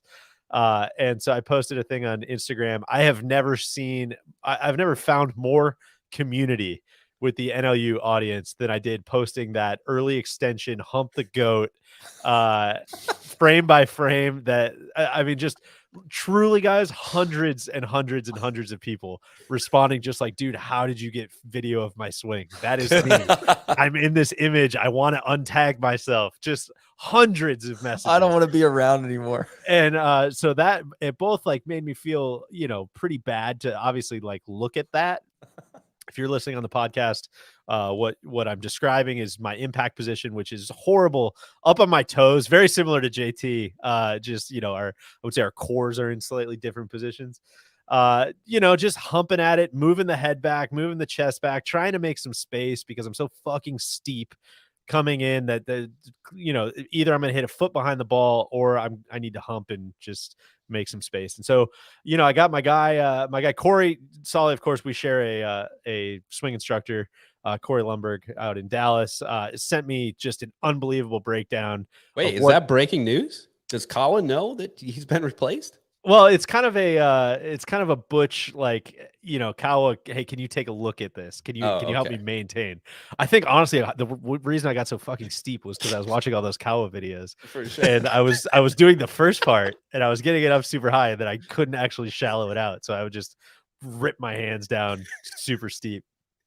But yeah, we're working on it. We're working on shallowing it out at the top, and then hopefully that'll take care of some of the humping situations. But God, I hit it. Honestly, it's a triumph how good I'm hitting it from that position. Like, you guys should be terrified. That's going to lead to some scar tissue. There's a lot of gauze on the wound right now. So if we get it in a better position at the top, that could be trouble. I will say taking a hard look at it, though, does explain a lot of the, weak rights and hammer pull lefts that we got going on, because there's just a lot of athleticism that's going on at the bottom of that swing, trying to make it work rather than just actually like being on plane. The Pie Man is soliciting advice from his Ohana. Please, everyone. I appreciate everybody over the last 5 minutes who's rifled these swing tips in. I didn't read any of them, just so you know. Didn't read any of them. Merge them all into one thought. I think that's your best path forward. I trust my guy Corey implicitly. We're working on it. I don't need the input, but I do appreciate all the community. So if I find the answer, I'll share the answer, because I know there's a lot of people going through it. But we're working on it. We're working on it. Same. I'm coming off my film room video that published right before Christmas at Frisco, and just inundated with putting tips. A lot of people just tell me to stop putting, which is always helpful. I also just recently, obviously, got fitted for a new putter. People tell me it's actually the wrong putter. You need to go back and get something else. So I'm in the same boat with you, Deej. It's just I got a bucket of swing thoughts with me. I'm taking them everywhere I go, and I'm just trying to figure out what actually is going to work. Have you played it all? Are you putting better? I did. I played really, really good 2 days ago. Or what was it? Friday. I went out and played 18 holes. And I played surprisingly amazing. This is not part of the Titleist read. 73, first time. Ooh. Literally was like, I got to the 6th hole and I was like, oh, I still have to take the wrapper off this one. Let's go. Absolutely. I actually had that going on out in Hawaii. It was like a really cool feeling, though. We got a question here that I want to address. Dave Kuhn is asking, can you address this? How have you guys never been fitted before? I think this is a question we probably should address, because our conversation kind of is revolving around like, oh my God, we got fit and now we're good at golf. I want to accept responsibility for this. You want to Dave. put that photo back up? We're not good at golf. Yeah. I want to accept responsibility for this personally, Dave. This is not anything that we're kind of, blaming Callaway for or anything. It was we got fit with them many, many years ago, many different swing changes probably ago. And it was kind of like, I'm kind of embarrassed, honestly, with how lazy I got with there's just been so much going on in the golf world. And it's been really hard to prioritize our own golf games in recent years as this job just gets busier and busier every year. And I just gotten really lazy with my setup and just let things bleed. My 5-iron was longer than my 4-iron because I had to get it reshafted. That's sick. That's embarrassing. Like my driver was just on the wrong setting for like 2 years. Like that's just freaking embarrassing. Like I should know how to address these things. And we had just gotten really lazy with our own maintenance on it. At least I don't know if you guys would say the same thing, but that's how I felt personally. And having the Titleist guys come to us and basically were like, hey, we're going to get you in the right shit. Like get your ass out here. We're going to put you through it, but like, you're going to be in the right stuff. And like something about somebody putting something in your hand saying, this is the right thing for you, go play, has led to a huge change in confidence for me. And it just is not this, you're not just playing for misses the whole time and you can just kind of swing freely. And it's taking me back to regular instincts. So it's not that we haven't gotten fitted, just honestly that we got lazy and just been a lot of bleeding year over year. And it just led to, I needed somebody to like come to me and shake me and be like, let's refresh this. And that's what they did. And that's what kind of has been a little change we've seen. So I don't know if you had anything to add on that. Oh, the only thing I'd add is also just timing matters. I think we got fit in 2019 for the first time, didn't know anything, didn't know what launch, angle, ball speed, never seen a TrackMan before. So everything, they did a good job, but everything you hear, it kind of goes in one ear and out the other. And so I just felt like I had a base of knowledge this time around that allowed me to be like, oh, cool. Instead of just self-diagnosing, like, yeah, let me play a steel shafted driver. Let's try that next. Or like, let's just, it was a lot of like witch doctor that was stuff so sick in my witch doctor stuff. Which to Colton Tidsman's comment, he's shocked that Callaway didn't have him out. That's not the case. They would have gladly had us out. They did have us out, and we could have gone out every month if we wanted to. It was pure laziness on our end, really, of not like properly maintaining it. That's something that we got to own on our own. So, but it's like, yeah, it's good. It just feels like for me, it's like the right time to do this, I guess it would be the way to do it. And I had gone to like the indoor facilities, but sometimes I get a little spooked when I go to an indoor spot and get like, I'm always like, oh, well, I'm hitting the ball different here, if that makes sense. Like, inside off turf. And so it just, doing it on grass made a big difference too for me. Great question here as we round it out. All right. I don't know if you guys seen this yet. I haven't actually watched it yet, but the new Netflix tennis trailer dropped. Is that a good sign that probably golf is coming soon? I don't know if you've heard anything, Solly, DJ, or what the word is there. I'm excited to watch the tennis. I have only heard amazing things about the Netflix thing, and that's not just coming from people that put it together. It is, I believe, February, and I'm guessing we should start seeing some screeners come in at some point in these coming weeks, and we can kind of share our reaction to that. Won't spoil anything in there, obviously, but it's coming, and I have nothing but complete faith that it's going to be pretty, like, truly kind of revolutionary. I think that's maybe setting hopes too high for it, but I think it's going to be so different than anything we've ever seen in golf. Yeah. And the other positive thing too, I think it was D-Rap that actually said that he got word that it was extended for a second season or picked up for season 2. So hopefully we'll see. Yeah, they've been tweeting. Chad Mumm, the producer's been tweeting about season 2 for several months. So I had assumed that it was a full go. But yeah, I'd be like Tom Kim's going to be heavily featured in season 2. I believe is one of the things I'd heard. So maybe some Christmas at the Spieth content. Who knows? Very well could be. So Young Tom could be the babysitter. I think that's a wrap, Cody, unless you have anything else that we need to get to. I want to thank everyone. This is kind of our test run for doing the Sunday night show live. Our next live one is going to be the Waste Management Phoenix Open. A lot of complications with football over the coming months, weeks. We'd love to do Farmers, but that's a Saturday finish. So basically, we're circling the Waste Management Phoenix Open in February to be our next live one, which also I think complicates with the Super Bowl, but still, we're going to do it. So that's the next real big event. Our next designated podcast. Designated pod. That's exactly right. So if you're listening on the podcast now, you can watch these live on Sunday nights on YouTube and on Twitter. And if you please go subscribe to our YouTube as well. We're looking to add our subscribers there on YouTube. And if you're a YouTube subscriber and don't follow the podcast, please subscribe there as well. And look forward to bringing a lot of content this year. It's going to be a great year. We got more surprises up our sleeve. We're starting with a bang, and we got a lot more things to roll out in the coming weeks and months that I think are going to be really beneficial to listeners and followers. So thanks everyone for following, tuning in, watching. Thanks to you guys. Thanks to Cody for being on the 1s and 2s. Thanks to High Noon for sponsoring the show. And we will see you back here in about a month. We'll be back on the pod, of course, next Sunday, but we'll see you back live here in about a month. Cheers.